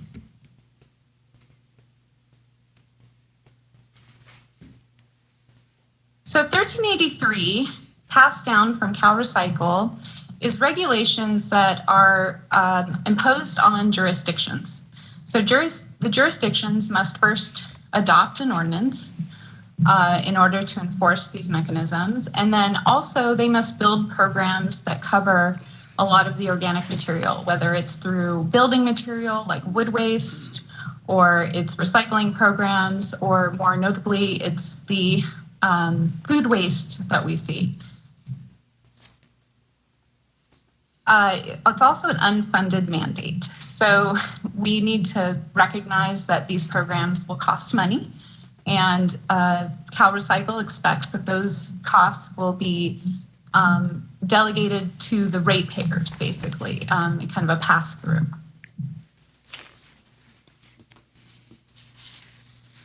So we are usually pretty familiar with recycling our yard clippings, putting those in the green carts. But what's unique about SB 1383 is it targets food waste. And that's going to be kind of something different for a lot of people, is when you're collecting food waste or food soiled paper to be recycled separately from the trash container. Here are some of the programs that SB 1383 requires of the city. In order to develop, implement, and report back to Cal Recycle on the extensive programs, a collaboration between different city departments and other jurisdictions and the regulatory agencies will be essential. First, we need to remember that we need to outreach to our Burbank communities. It's really important that people are informed of the law and their obligations. And not only does SB 1383 set those outreach requirements, it's more important that education is instrumental in the success of our programs. If we don't get buy-in from our residents and from our businesses, we will not have a successful program. So that's number one for us. A main change reflected in this ordinance is the separate collection and recycling of organic material.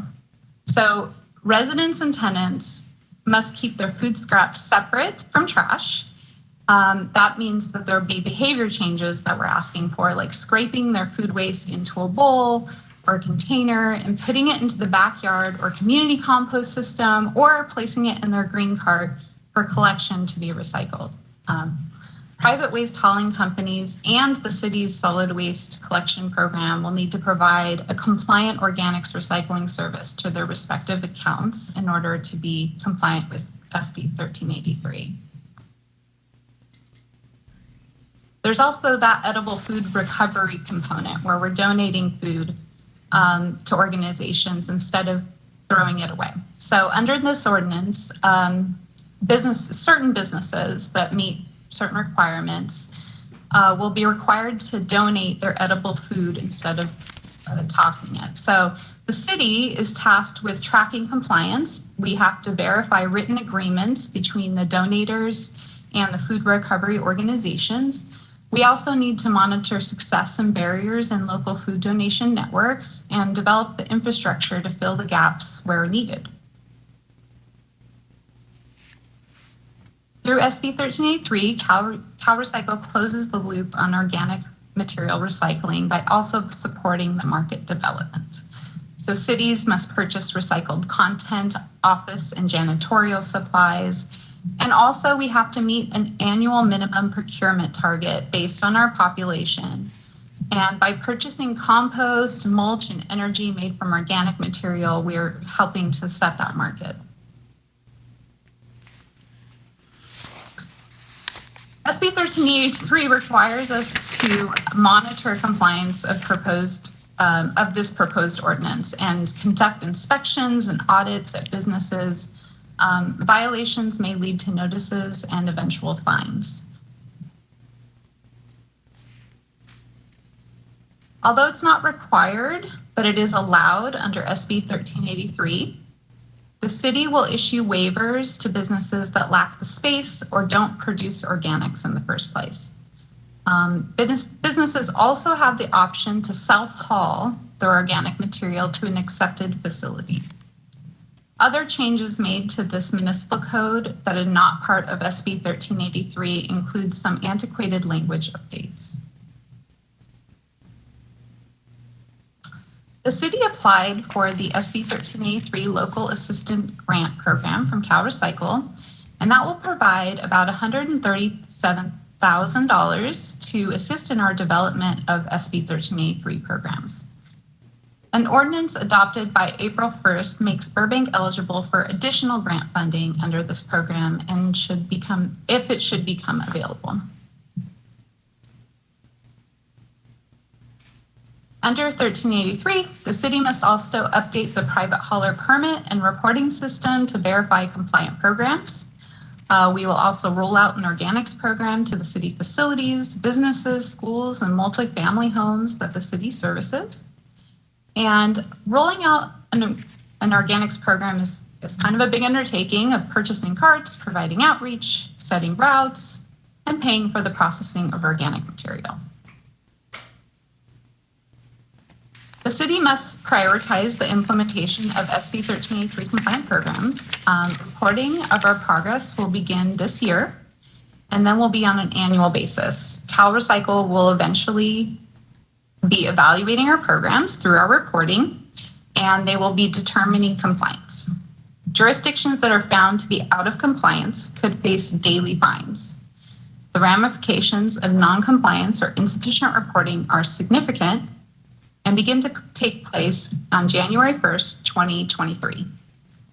Council's adoption of the proposed ordinance is an important step that provides the foundation needed for Burbank to comply with SB 1383.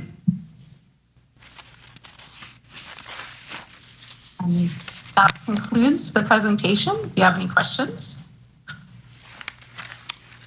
Thank you very much. Mr. Ann? Colleagues, any questions, comments? Councilmember Schultz? Thank you, Mr. Mayor. Thank you to staff. Thank you, Mr. Ann, for a really good presentation. I thought the staff report was really excellent, answered most of my questions. So I just have 5, and I don't think they'll take terribly long. I just want to run through the list. So looking at, well, I'm going to refer to the staff report, but I know you covered it in the presentation. So with regards to the CalRecycle, the SB 1383 Local Assistance Grant Program, my first question is, are there any limitations on what we can use those funds for? Yes. So it's specifically for SB 1383 implementation is the first limitation. And then the second is that we can't use them to supplement rates for the people of Burbank, basically. So we're talking just hard costs, whatever it would take for the city to collect and process it. That's correct. Okay. All right. Thank you. The second question I had to do with the waivers, and I know that you briefly addressed that in the slideshow and in the staff report, but could you just go into a little bit more detail? What is the basis that, for someone seeking a waiver to be granted one by the city? What would they need to demonstrate? Sure. So what it would take would be we'd have to collect documentation, and we'd be sending someone on site to do an assessment, taking a picture. And the thresholds are for if you don't have organics or you have minimal organics, there's a threshold of if you're producing 2 cubic yards of solid waste every week, then you, or more, then you have a limit of 20 gallons of organics. If you have less than 20 gallons of organics, you could receive a de minimis waiver, meaning you don't have enough.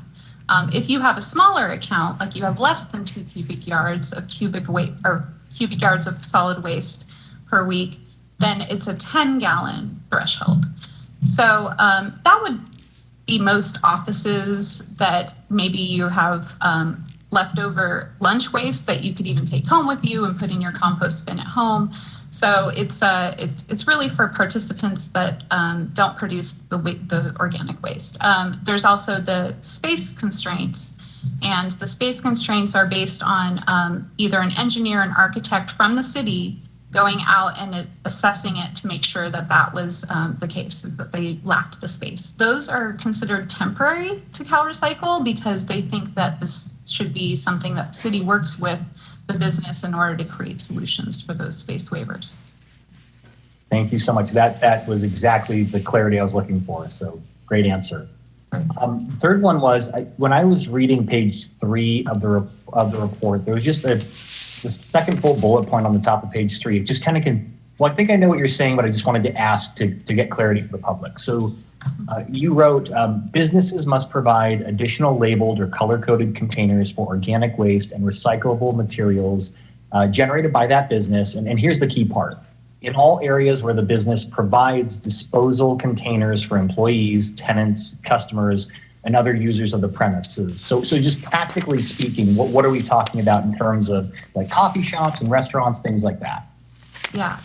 So it is going to be site specific in some ways, because if a restaurant self-busses, so like you order and then you eat and then you take it to the trash can has to have 3 streams, or at least 2 streams of service. So basically you can scrape your plate that has your food waste in it, and then you can throw away, or you can recycle, or perhaps compost your container, or it's maybe a reusable container that could be washed. So it's going to have to be up to the discretion of kind of the business to decide how they're going to keep their streams clean. And so maybe in an office building, you might only have to provide an organics in your break room. So if it's bust in the back, then you don't have to worry about providing those public containers, and it can be taken straight to the kitchen where it can be separated. The goal really is to remember that we have to keep those streams clean, because there's these penalties involved if you aren't compliant and you are you may need to be penalized if you are not complying with the program. So you have to get everyone on board to make sure that they stay separated. Perfect. Thank you so much. That's what I was wondering. I'm almost done. Just 2 more quick ones. You talk a little bit in the report and in the presentation about enforcement and how the balance is going to shift from education, at the beginning, to eventually getting to that point of enforcement. So just from the staff perspective, how are you going to allocate your time and resources? What's the approach going to be for the rest of this calendar year, and as we transition into next calendar year and the one after that? Right. Well, so the code enforcement will have to begin in 2024. So we have some time to develop that education and outreach, and kind of use the carrot instead of the stick in the beginning. And as far as allocation of staff time, it's kind of above me right now. I think it will have to be in development. Oh, Ken, do you want to speak to that? Yeah, Mr. Mayor, council members, it's a great question, and it's one we'll have to answer as time goes on and we learn operationally what the needs are. I see this as similar to stormwater pollution enforcement, where we do have staff trained all around the city to see it and understand it and make sure they know what it is and report it. As we educate the community, we will get reports of this as well. It will be up to us to combine the efforts of staff and relying on the community to make sure we are all working together to enforce it. But ultimately, we'll have to figure out if there are any numbers of staff needed to address this. Okay, fantastic. My last question, and then I know my colleagues have been so patient, so thank you. I know what the plan is with regards to restaurants and coffee shops and all that. Do we have anything in the works in terms of, what about our airport? Are there going to be those separated receptacles there? What about, we have trash cans that I think are publicly operated out like the right of way, like in Mag Park on San Fernando. Are we going to be adding, organics receptacles there? Like, what's the plan? Yeah, so there is an exemption in 1383 that in public spaces like trailheads and parks, that you don't need to collect that organic material. I think CalRecycle recognizes that's a really tricky one to keep clean, and who's responsible ultimately when you have public spaces like that. But as far as the airport, absolutely under 1383, they might be considered a special district. I'm not exactly sure. I'd have to verify that, meaning that they have their own special reporting as a requirement for this. But they definitely will have to do edible food recovery, so donating their excess food from any of the businesses within the airport. Terrific. Thank you all. Appreciate it. Any other questions, colleagues? Councilmember Springer? Yes, thank you, Mr. Rand, for your report. What's the estimated remaining life of our landfill? John, do you want to take that? I think you. Yeah, it's John Molinar, Assistant Public Works Director over Streets and Sanitation. John? Good evening, Mr. Mayor and Mr. Vice Mayor and Burbank City Council. John Molinar, Assistant Public Works Director. I'd be happy to answer that question. We have about 121 years left in the landfill due to some great management by our landfill supervisor. Great, that's great. I remember it was like 70, so great job on that. All those composting programs and other things, I guess. And I know in the past there's been some, discussion about composting in Burbank, like massive composting, instead of hauling our organic waste. Is that still ever a topic, or is it just not feasible? I'll take that question too. Yes, that is something that we are still actively looking into. And at this point, it's just a matter of what's more feasible and getting our other programs in place. And we actually, I think at the top deck, still finished on the landfill itself before we could even start doing that. So a couple of years out. Oh, okay. So thank you. And I know there have been programs, Food Forward and other programs to glean food from farmers markets at the end of the market and take it to, for example, senior neighborhoods, senior housing. And so those seem to be very successful to me. I mean, I watched the success of those and the gratitude for the fresh produce. And so what about the success of actual, I guess it will be cooked food, right? From restaurants and even, did we have a pilot project with Vallarta Markets, or are they, I know they're, can you please help me understand where we are on that and what's been the success of that so far? Sure. Yeah. Well, so the edible food recovery component of SB 1383 is very fascinating. It's kind of like its own separate section. And it's included in this ordinance as far as our enforcement of it. So the farmers market actually isn't under the SB 1383 requirements because they consider each of those vendors to be small vendors, basically. So they don't have to donate food. The requirements are more, so when you asked about, is it prepared food? It depends. So what happens is the tier 1 needs to start donating right away. Tier 1 is grocery stores mostly. And so grocery stores have unprepared food for the most part. And that's pretty easy for them to find a food bank to donate that food to. And Vallarta Market is a perfect example of that. They said they don't really have a problem finding a food bank that will collect their, fresh produce or meat, right? Like that usually is pretty easy to distribute. But prepared food is hard to find someone who will distribute it. And so tier 2 for edible food recovery is the prepared food. So that is restaurants that are 250 seats or more. That is hospitals, that's hotels that serve food. That's kind of catering, like the filming industry will have to send their catered food out for edible food recovery. And where the jurisdiction gets involved is we need to assess what Burbank is able to donate. We need to figure out who our edible food recovery organizations are. We need to figure out how many of these tier 1 and tier 2 are going to donate and how much we think they're going to donate. So it's a capacity study to determine that. And then we have to figure out where it's going to go. When we determine where the gaps are, we have to support the infrastructure. That could mean putting money into some of these nonprofits. It could be building infrastructure by putting, a van out there to collect it. It could be putting out hubs so that caterers have a place to drop off at all hours of the night, because where are they going to take it late at night? So the Vallarta Market was our first kind of pilot into developing a food recovery program. And that is also something that we've asked for support from CalRecycle on through a grant. And but it's already being collected by a nonprofit organization in North Hills that has been very successful.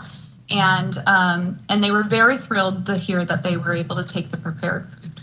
That was the thing that was great for them. So as far as the success of the program, the connection was just made recently, and they've started to deliver the food and to redistribute it. And I could get the numbers in order to give you an update pretty soon. So, I don't hear you. Councilmember Springer, you're muted right now. There you go. Thank you.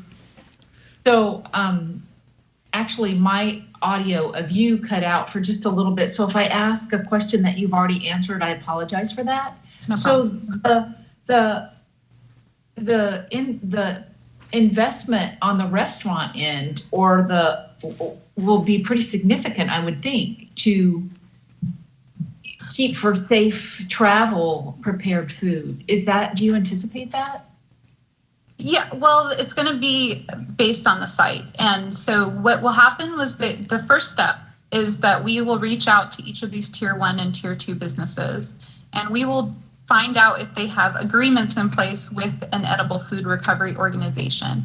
That agreement will state who's picking up the food, at what time, what they anticipate the food to be. So it will have kind of those details worked out. In some cases, it might work out for a supplier to bring food in and take food back to an edible, to a different organization. So there can be innovative ways to transport this material, but the most important thing is to keep it edible, to keep it, safe, basically. Okay, thank you. That's all my questions. Thank you very much. Thank you. Vice Mayor? Thank you, Mr. Mayor. Thank you for that presentation. Just so I'm not confused, so this is for food and organic waste. Is paper still recyclable? Like if I have okay, so I don't want to put soiled paper in with the organics. I want to put that in the recycling. That's correct. Okay. All right. But what if I'm they say you need to dump the oil from your pan. Are we still having that as a separate disposal? Is that a different thing, or can I put that in the green bin? I don't feel like putting that in the green bin. That's a good point. And there are these little things that make it a little bit more complicated, right? Yeah. Like how much do you need to scrape out of your yogurt container to consider it clean, Right. So I think that, we won't be going in and inspecting people's trash cans in a way where we're ripping open bags and figuring out what you do and don't have in it. So we're asking. Tell people you're not going to do that. Yeah. You got to put a little bit of fear into them. We're going to come by your house and check. We definitely are flipping the lids up and taking a peek inside, just for looking for obvious signs of contamination. But yes, this is we're asking people to do their best effort. The system could definitely take your oil, so maybe that is going to be something that people do want to put into their system. So yeah, their green waste bin. And then my last question is animal byproducts, bones and that kind of stuff. If I got a chicken and it's all the way down to the bones, what do I do with that? Yeah, and typically, if you think of a backyard compost, you don't want to put that in your backyard compost, but it will break down in an industrial system. So we're accepting bones, dairy. Yeah, that all can go into the green waste bin and be processed. Oh, okay, interesting. Okay, I guess I'm going to have to pay attention when we do the outreach, all this little specific stuff. Okay. Mr. Berkman, did you have something to add? Yes, through the mayor. Mr. Yeah, I Vice just Mayor, want to say to the Vice definitely- Mayor, that was part of the presentation. Right, but I'm saying I get confused about this because I read it and I see it and I'm like, so Yes. I like to, Perfect time to ask your questions right now. it's tough for me because I picture it and I'm like, what if I have some meat on the bone and what if I'm throwing away my cat food? Mr. Vice Mayor, Go ahead, they're Mr. all Berkman. great questions. They're all going to be great questions from the public. That's why we definitely anticipate having a very vibrant public outreach procedure and program, because it's all new and it's going to be a period of adjustment for everybody. I mean, I still kind of hold things and go, does this recycle or is it too much in it to trash? So it's something we're going to have to tackle with the community for sure. Yeah. And you know, a year from now, after all we've gone through this, I'm still going to ask you the same question again because I'll have forgotten it. Because I'm not going to keep this to my, like, what am I throwing away? Which bin? All right. So, okay.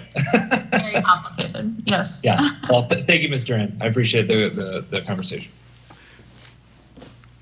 I've got a question in regards to how will we measure success at the residential level?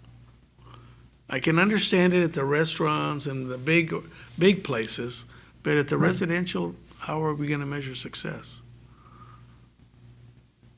Yeah, that's a good question. So most residential homes are already partially in compliance because they have a green waste bin and they have a recycling bin for their paper, right? So it's just the matter of the food scraps getting in that green waste bin will have to be the measurement.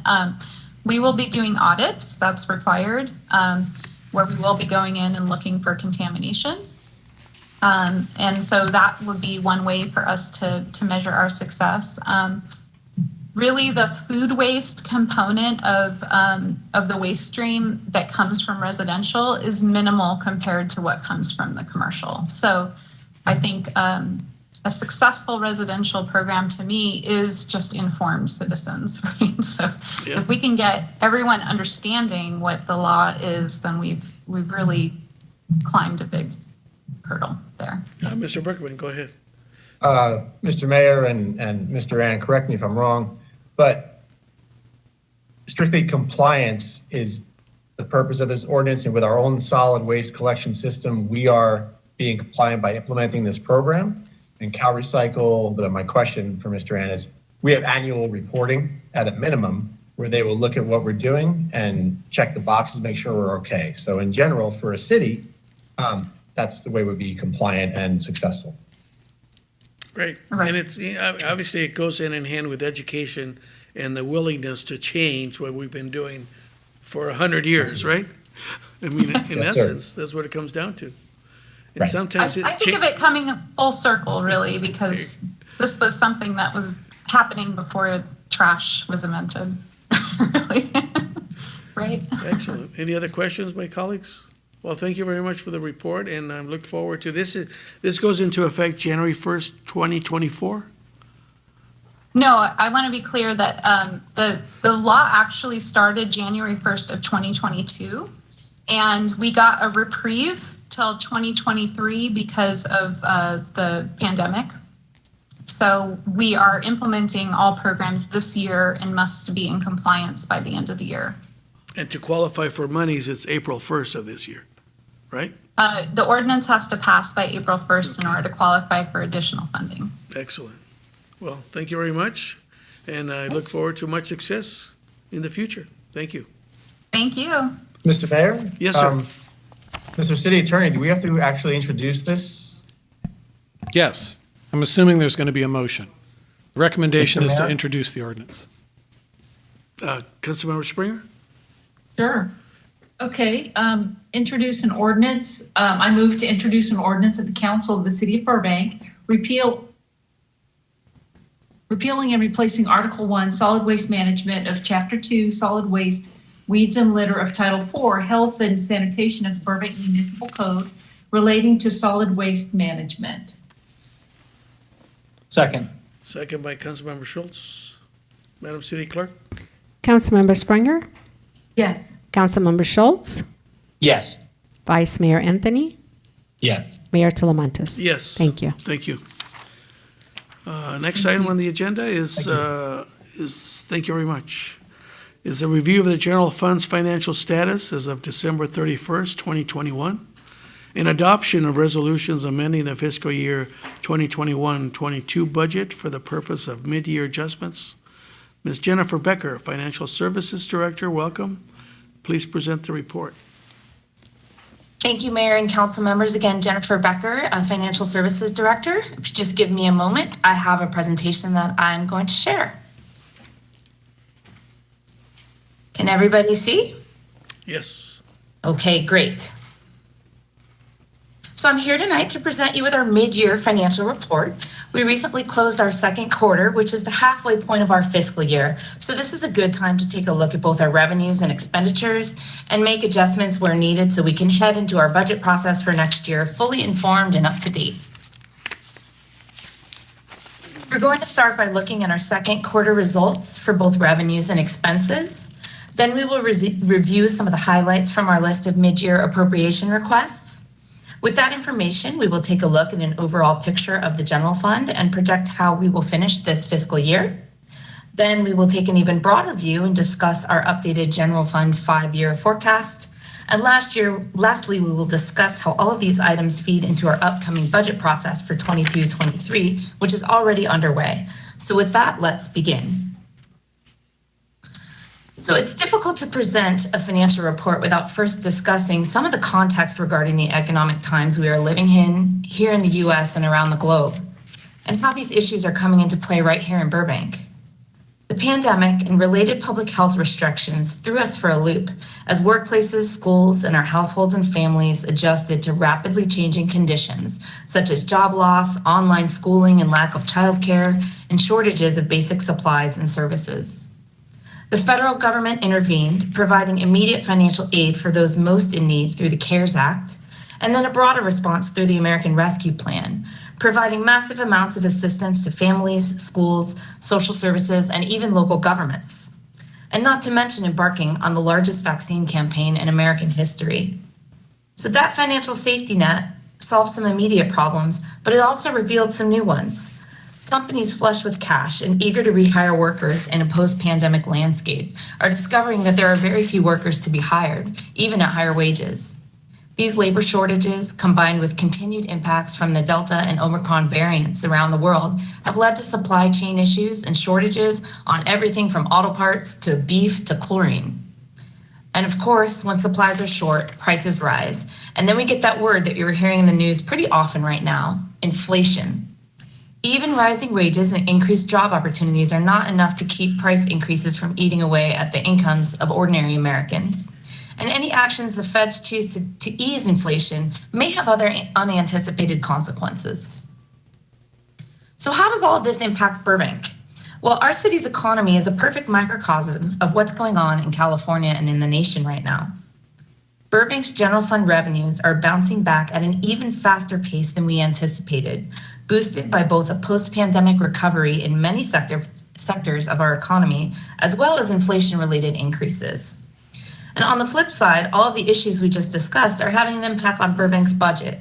Labor shortages due to COVID-19 and other position vacancies have increased the need for overtime and outside consulting services. Shortages in basic supplies and commodities have led to price increases and cost overruns in many different departments and functions of the city's budget.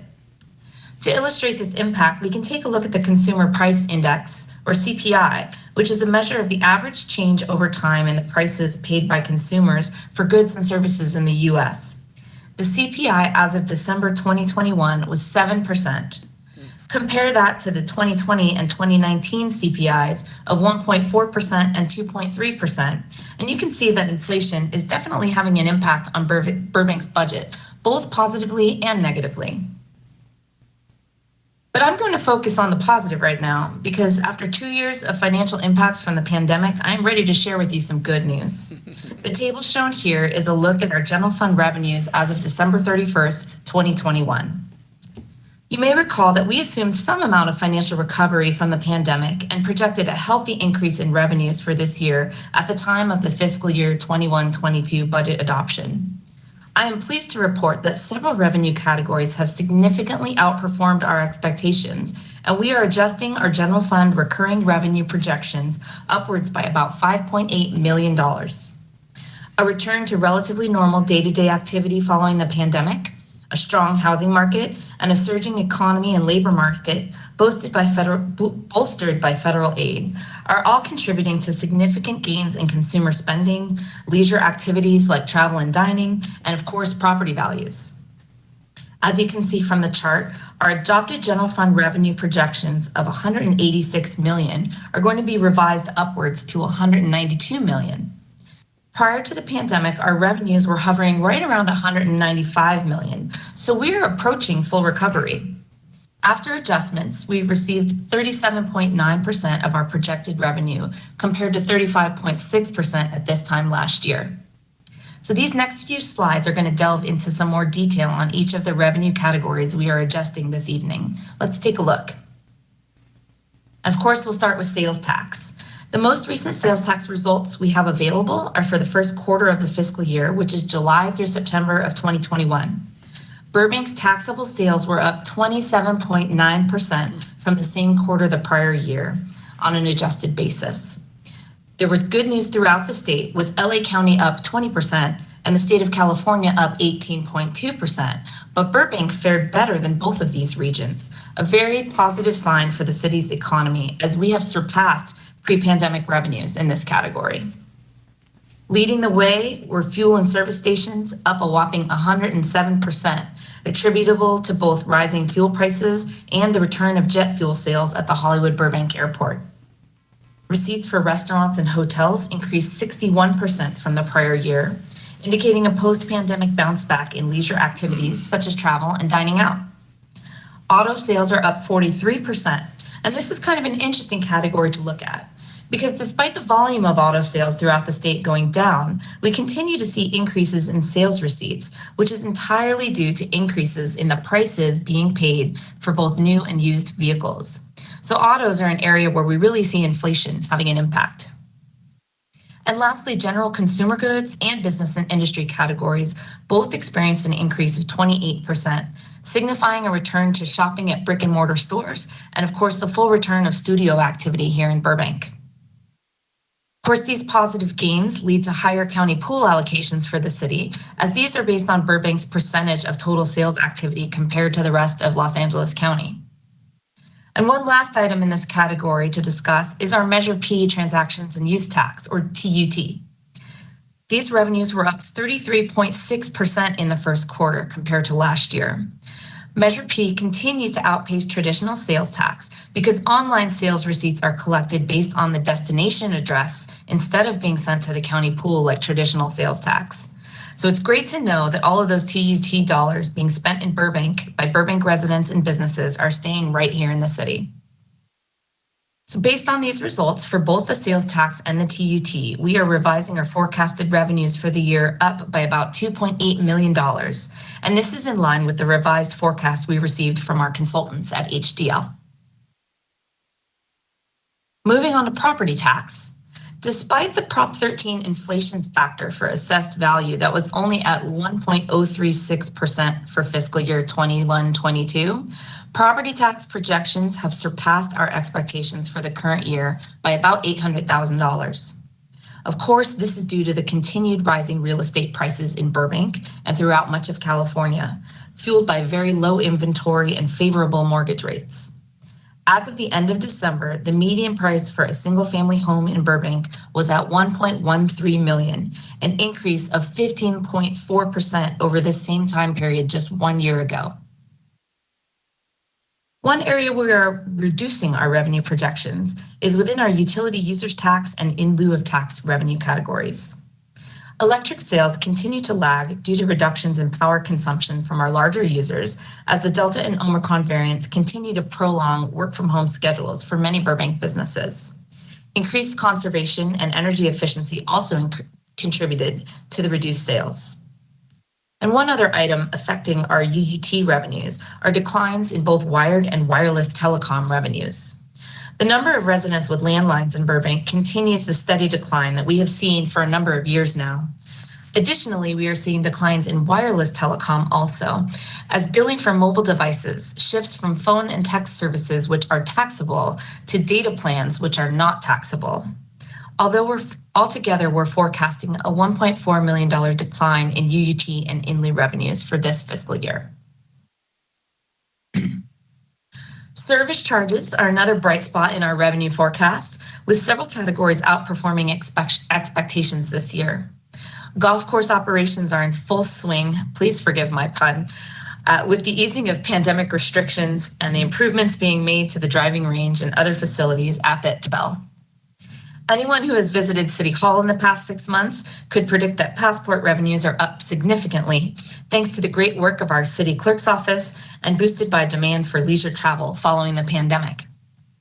And lastly, we are seeing a significant recovery in revenues related to safety services at Burbank's many studio facilities. This indicates a return to full activity for our motion picture and television industry.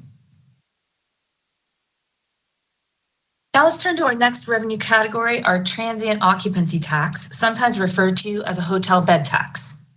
As I'm sure you'll remember, travel activity dropped off a cliff at the beginning of the pandemic, with hotel occupancy declining from roughly 80% to 20% in 1 month's time, and revenues declining by over 60%. It's been a long, slow climb back from the spring of 2020, but now we are really starting to see some positive numbers, with occupancy back over 70%, as indicated by the red lines on the chart you see here on this slide, and revenues outpacing projections for the first time in 3 years. I am pleased to be able to revise TOT revenue upward by $1.4 million for the current fiscal year. I do want to point out that our revised TOT projection of $8.4 million is still about 30% lower than our pre-pandemic forecast of around $12 million. While the demand for leisure travel has led the way in this recovery, business travel is still lagging behind. Fortunately, the U.S. Travel Association is expecting a 50% increase in business travel spending in 2022. So we look forward to bringing you continued good news for TOT revenues in the coming months. Now, transient parking tax tends to follow along the same lines of TOT. Both revenue categories largely depend on the travel industry, and both took a significant hit during the pandemic. 90% of our parking tax revenues come from lots serving the Hollywood Burbank Airport, and we are now seeing a very nice recovery in TPT as the airport is returning to full activity and the surrounding parking lots are filling up.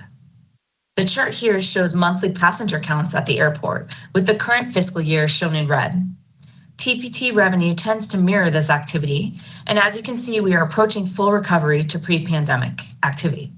We recommend revising TPT projections upward by about $1.5 million for this year, bringing our revised projection to $3.2 million, just a little bit shy of our pre-pandemic peak of $3.5 million. Okay, now let's move on and take a look at general fund expenditures for the second quarter.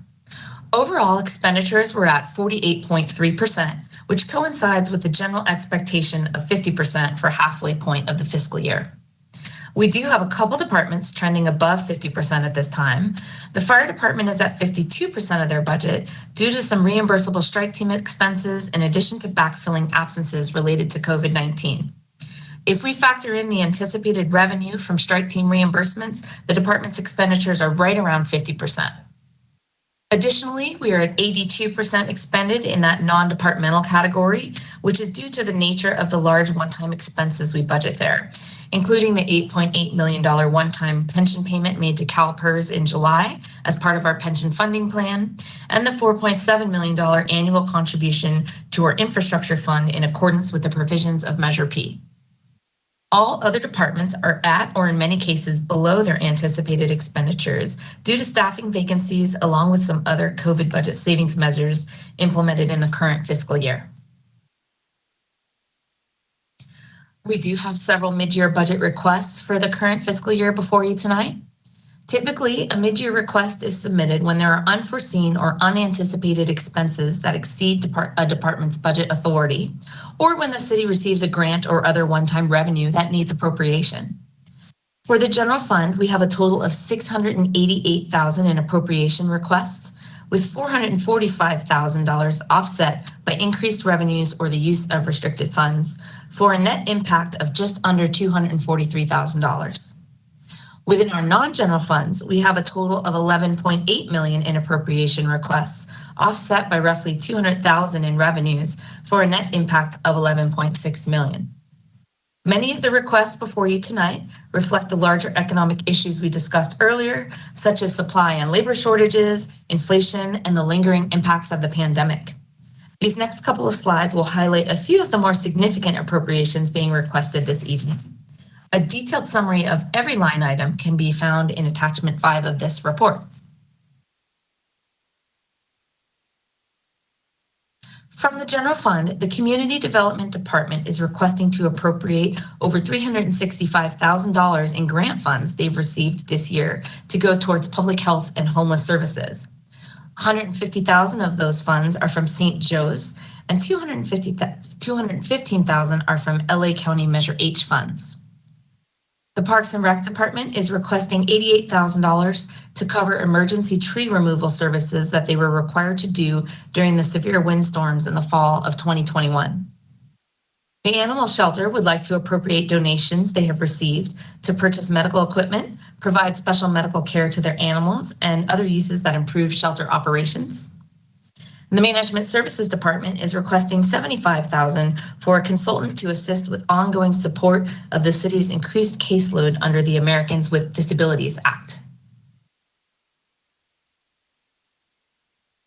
Within our non-general funds, the first and obviously the biggest is the $9.7 million budget request for the BWP Electric Fund. This mid-year adjustment is primarily related to three separate items. The first is a significant increase in the cost of natural gas, with prices increasing by approximately 50%. This resulted in an additional cost to the electric fund of $5.2 million. The second is a shortage of coal for the Intermountain Power Project.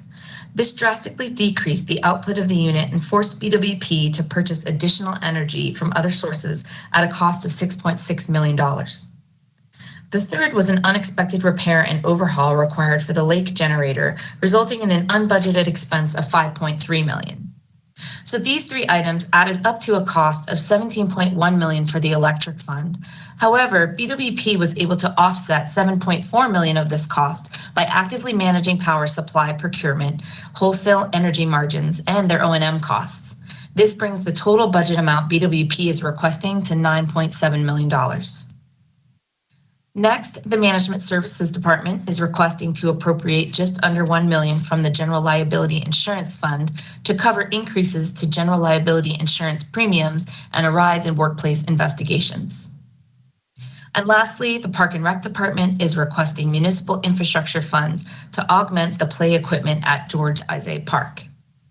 Of course, all of our department heads are here with us tonight, so if you have specific questions on these or any other mid-year requests included in this report, they would be happy to answer those. So given all of the information I just presented, let's take a look at where we stand with our projected general fund balance for the current fiscal year. You may remember that at the time of budget adoption, we projected a recurring deficit of $6.7 million for this year. After incorporating the revenue adjustments we discussed earlier, we are now projecting a year-end recurring deficit of just around $900,000 at the end of fiscal year 21-22. So a significant improvement to our general fund finances from the time of budget adoption. As we reported to you in December, we ended the prior fiscal year with a little under $27 million in remaining general fund balance.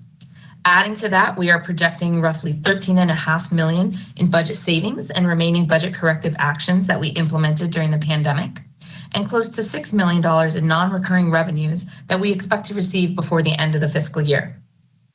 After funding our formal reserves, approved one-time budget appropriations, and the mid-year appropriations that we are requesting tonight, we are projecting an available general fund balance at the end of our current fiscal year of $31.5 million. So now here is a look at our updated general fund 5-year forecast. As reported on the previous slide, the city is facing a recurring deficit in the current year of around $900,000. Assuming a continued economic recovery that is on pace with what we are seeing today, we are projecting a balance, not a deficit, of $1.1 million heading into next year's budget process for fiscal year 22-23. That balance more or less hovers around the $1 million mark in the remaining years of our 5-year forecast as costs escalate at a similar pace to revenues.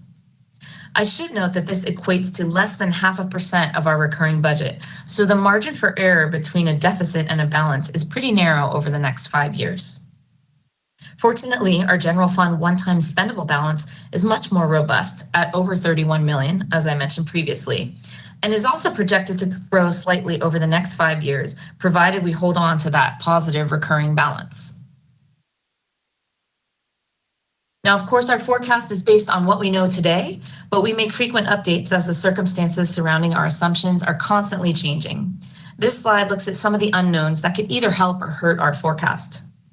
On the upside is revenue from continued development throughout the city. While it's tough to know when exactly a new project will get reassessed by the county, we do know that every one of these developments increases the assessed value of a property and provides additional revenue to the city in the form of property tax, and in many cases, business tax, sales tax, and even TOT, depending on the type of development.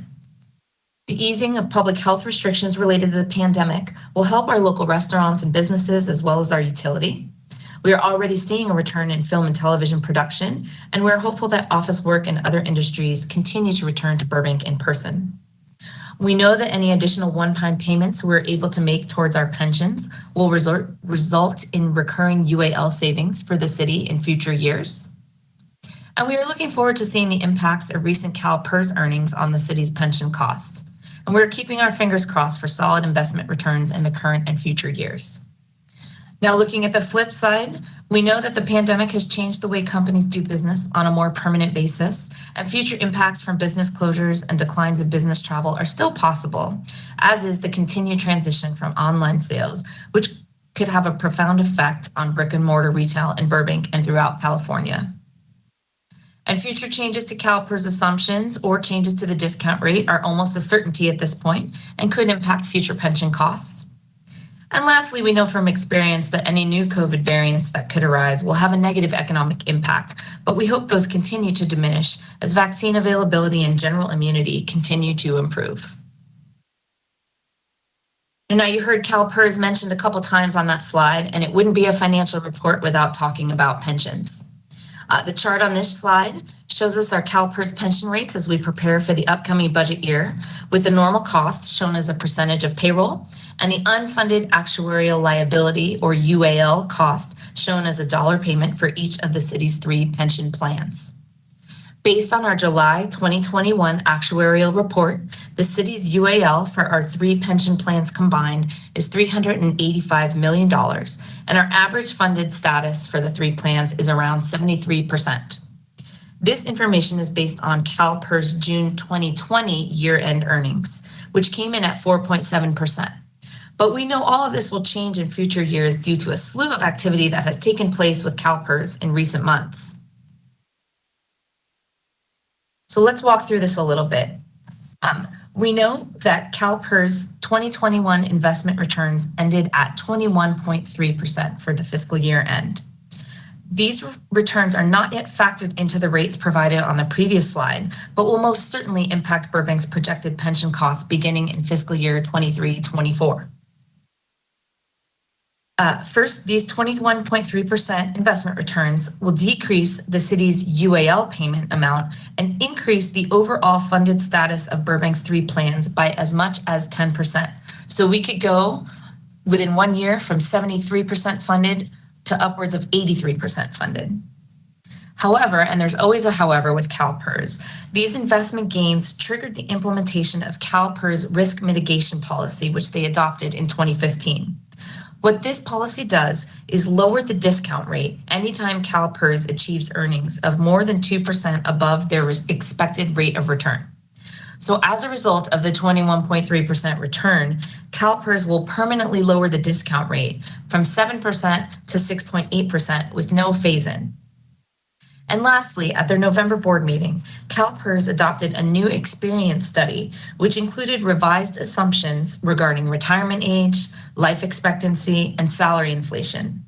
These revised assumptions, combined with the drop in the discount rate, are projected to increase the normal cost rates for each of Burbank's plans by a range of 1.7% to 3% of payroll.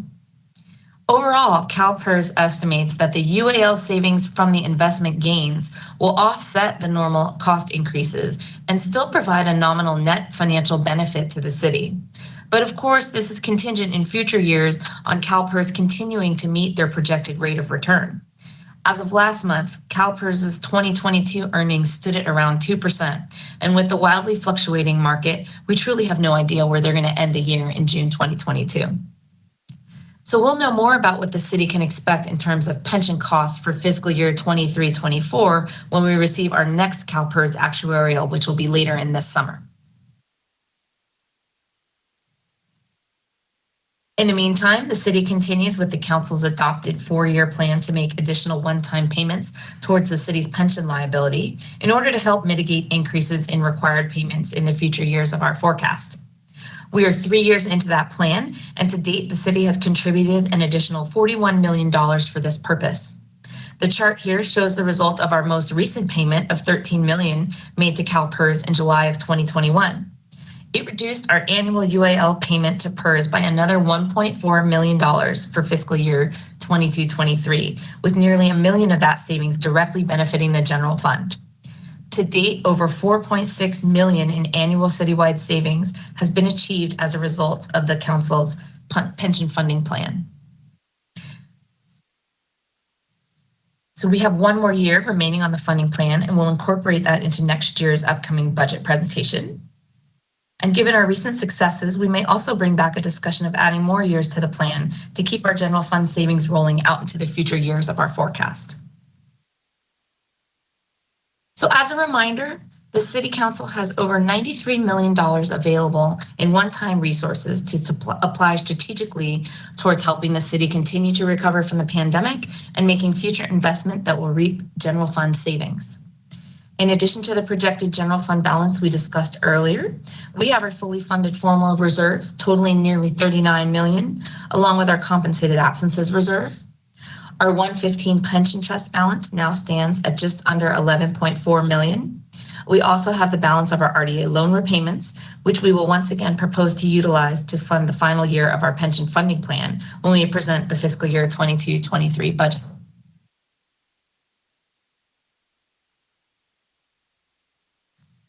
And speaking of fiscal year 22-23, our budget development process is well underway with all departments actively updating their revenue projections and expenses for the coming year. As the 5-year forecast showed us, we are projecting a very slim recurring balance of $1.1 million, which equates to about 0.5% of our total general fund recurring budget. Of course, this balance does not include any new budget requests for the coming year. We will be entering the year with a $31.5 million cash balance that we can utilize towards one-time expenses. And this includes the balance of the American Rescue Plan funding that will be allocated to the city under the revenue loss category. And of course, staff continues to move forward with new and previously identified council and labor initiatives in support of a citywide culture of continuous improvement and financial sustainability. We will, of course, bring back a discussion of those items during our fiscal year 22-23 budget study sessions. And here's a timeline of what the budget process will look like. We plan to distribute our proposed 22-23 budget by April 20th. On April 26th, we will have a scheduled dedicated budget city council meeting to focus entirely on budget, with a continuation of our budget presentations on May 3rd and May 17th as needed. The public hearing for our utility rates will take place on May 17th, and the public hearing and adoption of the budget will take place on May 24th. So that concludes my presentation. Tonight, we recommend that the City Council approve the resolutions amending the fiscal year 21-22 budget for the purpose of mid-year adjustments. I'd like to take a moment to thank my staff, particularly Leanna McCurchin, Deputy Director, Susan Langford, Revenue Manager, and Joy Escalante, Budget Manager, for putting this report together. And I'm happy to answer any questions you may have. Ms. Becker, thank you very much. Those numbers look good moving forward. Keep up the good work. Colleagues, any comments, questions, concerns? Vice Mayor Anthony. Thank you, Ms. Becker. I'm a little relieved to see our finances doing so well after the pandemic. I know a lot of other cities have not fared as well as we have. There was a caller earlier today during public comment that was asking about George Isay Park. Is there appropriation for funding for something that's going on there? Can you just answer that a little bit?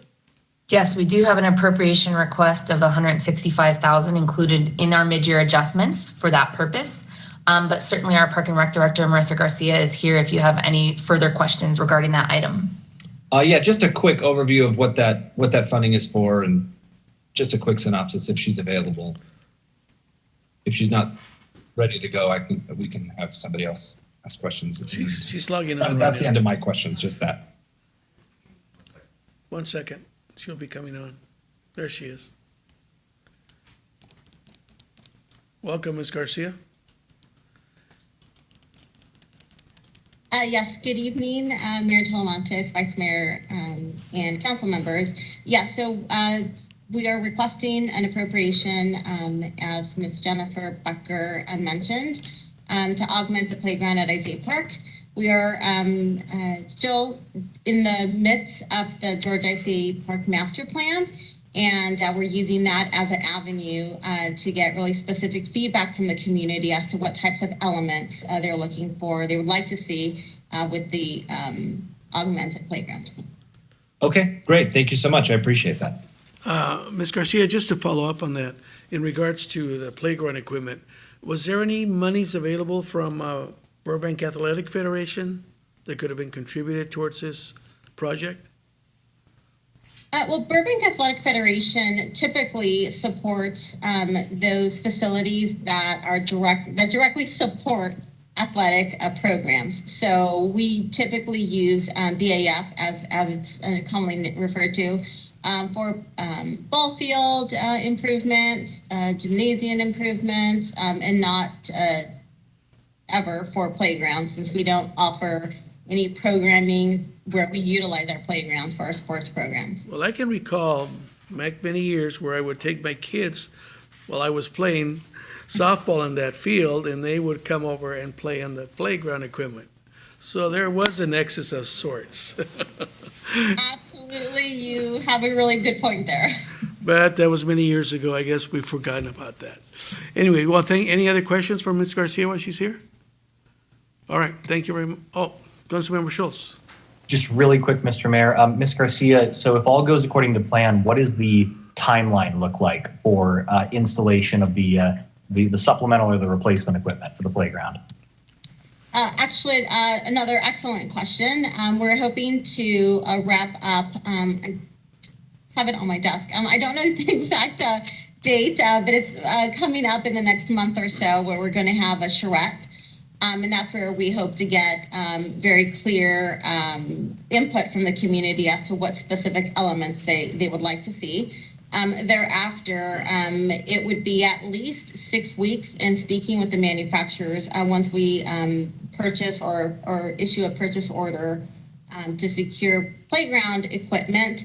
It's typically about 6-week turnaround time. So I just kind of doing the math in my head. I would say we're a few months out before the community sees the enhancements to the playground, but certainly it would be my goal to have this wrapped up in time for summer, and generally have a lot of kids and families in our park. So that would be my goal. Again, don't quote me, but we'll do as best we can to serve our community. Vice Mayor Anthony? Thank you, Mr. Mayor. Just a quick follow-up. If folks at home wanted to get involved with this charrette, will this be posted on our social media? And will people be able to find it easily? Or is it like I have to go to the website, dig into the calendar? No, it's super easy on the Parks and Recreation Department's website. We do have a specific page where we post everything there. The charrette will be, because we're trying to limit the number of people because of COVID, we are doing RSVP. So if you plan to attend, we ask you to please RSVP to attend the charrette. But all of the information is and will continue to be shared on our website, including survey results. We've already completed 2 surveys. Surveys 1 and survey 2, I'm happy to share that we've received, I think our first survey, over 800 responses. Second survey in the neighborhood of 500-600 responses, which is unprecedented. And it's not all about the playground, I would say. But my team has done an excellent job to really reach out to the community stakeholders. And that's exactly what we need to do and want. We want everybody, we want to hear from our older adults to our, to families, to our sports participants, and just residents in general that may not utilize that park very often, but I'm sure they have a lot of feedback for, in helping us determine the future of that park. Okay, great. Thank you. Thank you. I know one of the comments or concerns that I heard when it was being discussed, why there was no outreach to the school across the street. I think moving forward, there will be some outreach and get them involved as well in the decision-making, at least through your Yes. surveys. I'm sure they're very involved. Yes, and that conversations with the school district, as well as principals, we have and will continue to do that. So thank you. That's where you're getting 500 plus responses, right? Participations. Anyway, any other comments, colleagues? All right, thank you, Ms. Garcia. Any other questions to Ms. Becker? Councilmember Springer. Yes, thank you, Ms. Becker, for your report. I have questions about the $90.7 million appropriation request from BWP because of, higher gas prices and coal shortage. What does that mean for the utility and for Burbank moving forward? I know there was a $7 million offset, but what does that mean for us? I believe Mr. Liu is here this evening and could speak to that. Thank you. Oh, hi, Councilman. Mr. Liu, you're on. Can you see me? Actually, there we go. Somebody's letting me in now. Okay, I guess now you can see me. There right? you go. You're on the woods somewhere. All right, very good. You're in the woods. What part of the woods are you in? This is actually the substation behind the on the BWP campus. You see those lattices on the side? That's part of the substation. Oh, there you go. You're in town. Anyway, if you could yeah. answer Councilmember Springer's question. Yes, absolutely. Yeah, we have, three basically unfortunate events, right? The first was the lake unit, which cost us additional $5.2 million. Unfortunately, that is a one-time event, so that will translate. That will be coming out of reserves. We have another one, which is the natural gas prices spiking up. I mean, remember last winter with the winter freeze in Texas? Well, ever since then, price gases have increased quite a bit. And, there was a global warming, a global cold winter as well as a hot summer. So that drove prices up elsewhere in the world. And basically it's caused just a lack of supplies caused a spike in that. And that will unfortunately have an impact on next year's budget. That's going to carry over, and you'll see that in next year's budget. The other event we have was the co-IPP co-issue, basically because of, we just can't get supply in there, due to labor shortages. That is causing us to basically reduce the running capacity of IPP and go procure more energy, and that's costing us $6.6 million. And that will also go into next year's budget that you'll see coming up in a few months. So, just some of these will have a longer term effect on our budgets. At the end of the day, what does it do to rates? It will impact our rates. Ultimately, it will get passed on to our customers. Oh, thank you. And so when we, where did we get the energy if we weren't getting it from the IPP? We had to get it from other sources, and that's kind of not bad, right? Because that's coal. Well, it's not bad in the fact that it's much more expensive. Right. So we reduced our capacity by, I think it was like 50%. Actually, Mandeep's probably a better person to answer this. But we reduced our capacity. I'm here too, Bob. Don Roth-Lindell. Yeah, thank you. Don Roth-Lindell, Burbank Water and Power General Manager. So our normal capacity for Intermountain Power Plant, we are allocated 89 megawatts. We are currently reduced to 11. Wow. Now, normally we don't use all 89. We use in the 40s, typically. and we can offer the remainder on market. And we make money by selling that remainder on market. So not only are we not making money selling the remainder on market, we are having to make up the delta between the 11 megawatts that we have and the 40 plus that we need buying at market rates. So it's kind of a double whammy. It hits us on the cost side and it hits us on the reduced wholesale revenue side. And I think I did see Mandeep also, if she has anything to add. Don, great job on explaining that. And I did just want to add that we found this out in November. So starting November 1st was when the reduction took place. And it's going to take place going down to the 11 megawatts until June. And then a significant reduction thereafter as well. So it's something we're planning for next fiscal year. So I know that we're phasing that out by 2025, right? The coal at IPP. Are we ahead of schedule? I'll answer this question. I just had a meeting yesterday. We are still on schedule for it to phase out to natural gas starting June of 2025. So we're not ahead of schedule. We're at schedule. It's possible and make it slightly delayed because of the supply chain issues that we're seeing across the board. But as of right now, as of yesterday in a meeting I was at, it's still scheduled for June of 2025. Okay, so the complications are going to be with natural gas prices and the IPP are going to be with this. Yes. I will also highlight where IPP is in Delta, Utah. So in the in central US, prices are a lot lower than California. So that is one thing to add. So they're not going to be as high as what we see that we use for Magnolia. They'll be significantly, probably $2 less in Utah. So which is about 50% discount what we see in California. Okay, thank you. So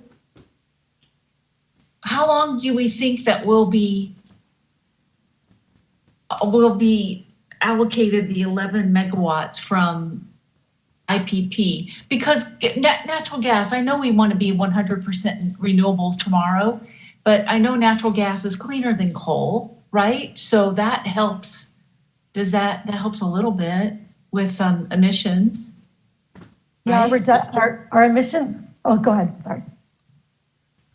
I'm sorry, I need to clarify. We are well beyond the $9 million in the current mid-year budget. So as opposed to the park project, which is a current project, we're getting far afield of this agenda item.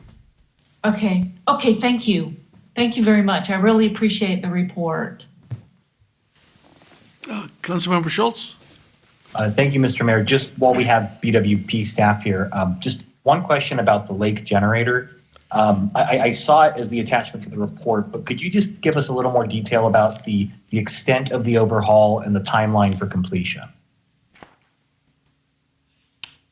Certainly, I'll begin that conversation and Mandeep can fill in the color commentary. So we had the original failure late last winter and expected to have the turbine revamped by June. And we initially expected a $1.4 million price tag. Unfortunately, the supply chain issues and have caused both delays and price increases. And when we sent the turbine out to General Electric to do the assessment, not only did they look at what were the root causes of the failure, and they identified more than one, but they also are required to assess part by part to ensure that each part remains within spec. It was due for an overhaul before too long anyway, so many parts were outside of spec. So that also required us to order additional parts and bring everything into spec. So the great news is we will have a fully revamped turbine when we finally get it back. We have been, that deadline, which was initially June, then was August, then was December, then was January, then was February. Well, it's March 1st, and we are still waiting for it. So Mandeep may have another update, but we are getting close. And those were the drivers behind the increased cost and the delays. Mandeep, other additions? Yeah, in terms of the delays, a lot of them are shipping delays. So there really is concern from getting some of those parts overseas. The last we heard, which was last week, was possibly end of March, but we've heard this every single month for the last 6 months. So we will be providing updates as we get them, but right now there are no scheduled shipping dates for about 3 parts that we're waiting for. But concurrently, we can still rely on the leased unit that we have at no cost for the first 65 hours, which is a big plus. We have not used that last month, and I don't know if we'll use it this coming month because loads have been relatively low. But because we have done the way we negotiated the contract was post-November, if there were delays with a unit coming out here, there would be limited to no cost for the first 65 hours, I believe. But we haven't used it, but we have that as backup. So that is a big plus that Frank Messina was able to negotiate for us. Thank you so much for the explanation. Appreciate it. Any other questions? Okay, well, thank you very much for the report. Thank you, Don. Nice seeing you again. Moving forward, any other questions to Ms. Becker or any other topics of her presentation? Councilmember Schultz? Thank you, Mr. Mayor. Just a brief comment and then one question for you, Ms. Becker. So the comment, I just wanted to say, I personally am very relieved to see what's reported on slide 16, the 5-year forecast. And my just humble suggestion would be, I think this is really good news that I'd love to share with the community if the PIO is able to get the message out there.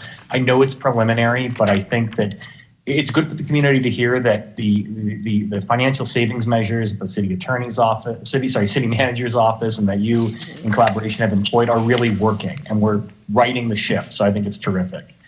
My question is, so on slide 22, we were talking about the $31.5 million projected general fund balance, which does include that American Rescue Plan money.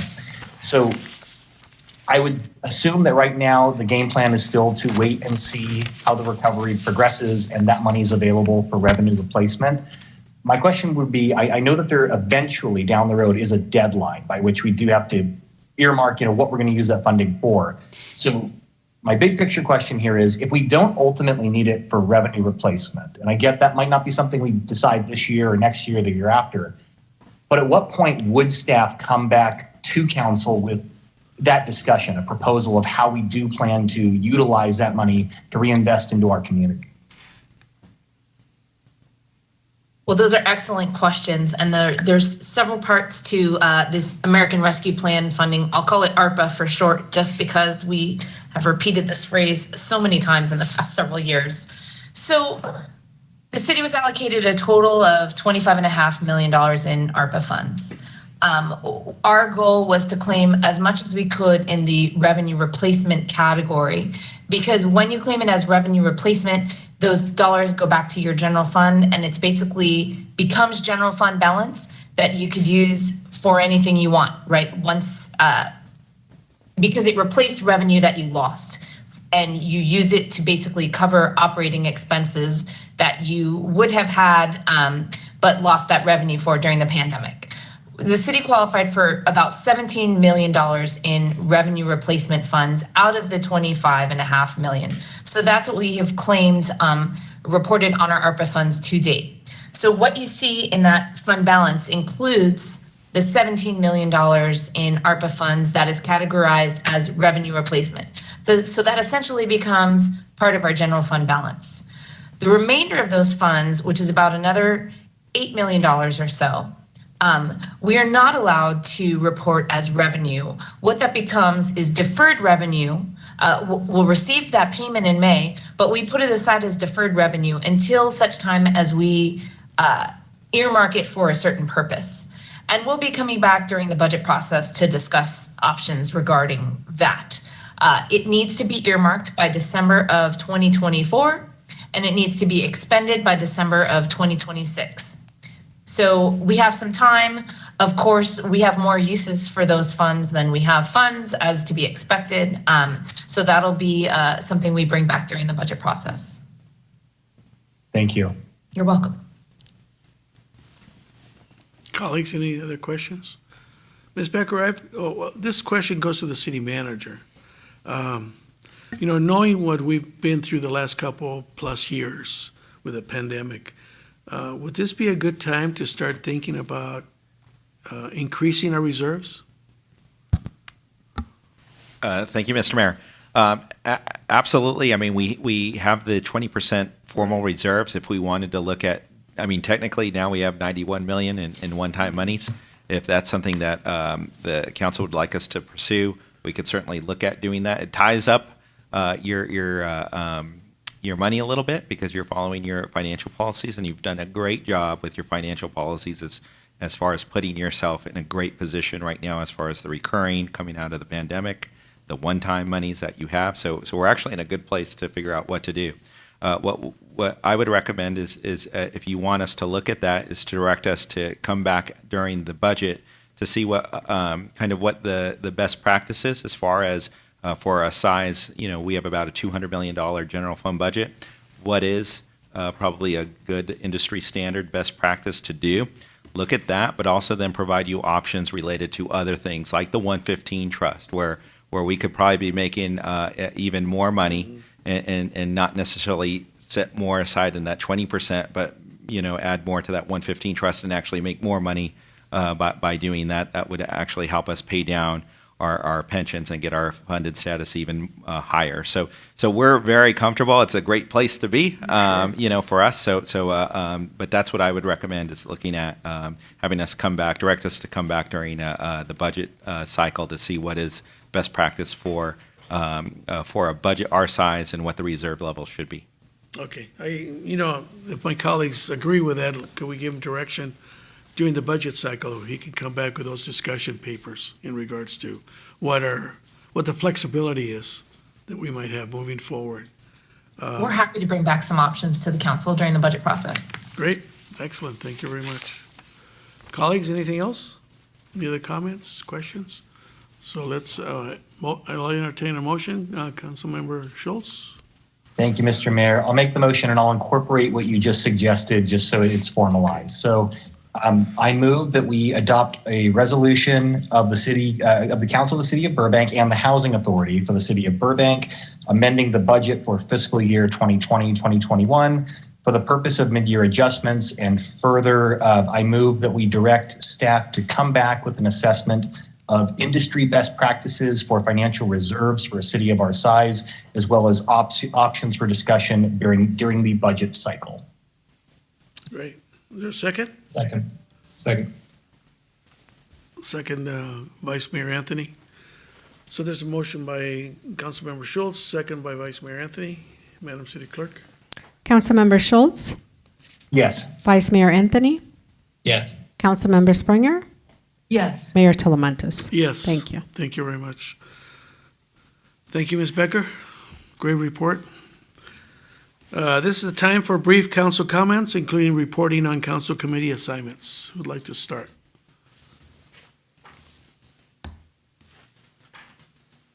Councilmember Schultz. Thank you, Mr. Mayor. I'll try to be brief. On Wednesday, February 16th, the Burbank Police Commission had its meeting. There was a discussion about recent retail crime statistics and crime deterrent strategies. I would encourage you to check out that meeting playback if you have time. It was a very good discussion. I also, just for the city manager, wanted to suggest during that police commission meeting, they had a discussion about goal setting for the commission itself, and it just seemed to me as if they were perhaps looking for a little guidance from council. So perhaps we could put on calendar at some point that joint meeting with the council. It just seemed to me like they were looking for some guidance from us. But for reporting out, I'm done with that. Thursday, February 17th, I had a meeting with the new president of the BPOA and attended a ribbon cutting at Mendocino Farms on Riverside Drive. Delicious food, I might add. Friday, February 18th, I had a meeting with you, Mr. Mayor, as well as Cindy Pease and Leah Harrison from our Cultural Arts Commission about our Arts and Public Places Ordinance, among other topics. Wednesday, February 23rd, just wanted to credit BPD on a fantastic Cookie with a Cop event. Great turnout, fun to see the bike registration, and the cookies were pretty delicious. I took way too many, so I got to work on that. That evening, I also just wanted to credit you, Mr. Mayor, Councilmember Frutos, Captain Cremens, Mr. Kriske, and I believe Lieutenant Frommer, all who participated in the town hall regarding traffic in the Rancho neighborhood with our assembly member. I thought that was really well done, and it was great to be a fly on the wall in attendance. Thursday, February 24th, I attended a Valley Economic Alliance Board of Directors meeting, and I believe it's on all of our calendars, but I just wanted to share that they are actually having their annual Valley of the Stars Gala at Castaways this year on, I think it's April 2nd, 5 p.m. So I think it'd be great if we're all there since it is in our home city. Saturday, February 26th, we were all at the Burbank Arts Beautification Program VIP reception. Thanks again and congratulations to all of the sponsors and artists who were celebrated. This last Sunday, again with all of you, I believe, I had a chance to attend the Leadership Burbank Carnival event. Seemed like they raised a lot of great funds for the renovation of the kitchen at the VFW. And then lastly, just wanted to give a thank you to Chief Albanese and the other top brass at BPD. Had a really good discussion this afternoon about a residents' proposal for a community watch program. Excited to see what the staff does with that. That's all I have, Mr. Mayor. Thank you very much. Next, Councilmember Springer. Yes, thank you. I too attended the Mendocino Farms ribbon cutting. And right after that, I went to the Burbank Association of Realtors and heard a conversation with LA County Sheriff Alex Villanueva. I attended a SCAG Housing Working Group meeting. Housing and Community Development was the presenter. Attended a Senior Citizen Board meeting, and David Kriske gave a presentation on BRT, Bus Rapid Transit. I attended the Assemblymember Friedman's town hall on Rancho traffic safety. Attended a community garden meeting in preparation for that opening. Advisory Council on Disabilities, and they too discussed BRT, Bus Rapid Transit. And it was nice to see everybody in person on that Saturday at the Gary Marshall Theater. And was also at the Leadership Burbank event. And this morning I attended the LA County Local Government Services virtual meeting. And I continue as vice chair of that body. And that's all. Thank you. Vice Mayor Anthony? Thank you, Mr. Mayor. Last week, I joined Councilmember Schultz at the homeless count, and it was inspiring to see a lot of folks faces I'd never seen. I've done the homeless count numerous times, and there was a lot of new faces this year. I think people are really excited to get back to the work of helping people once the pandemic really slowed down a lot of the work that we were doing. They did not have a homeless count last year because of it. So it was great to see some familiar faces and some new faces come and join.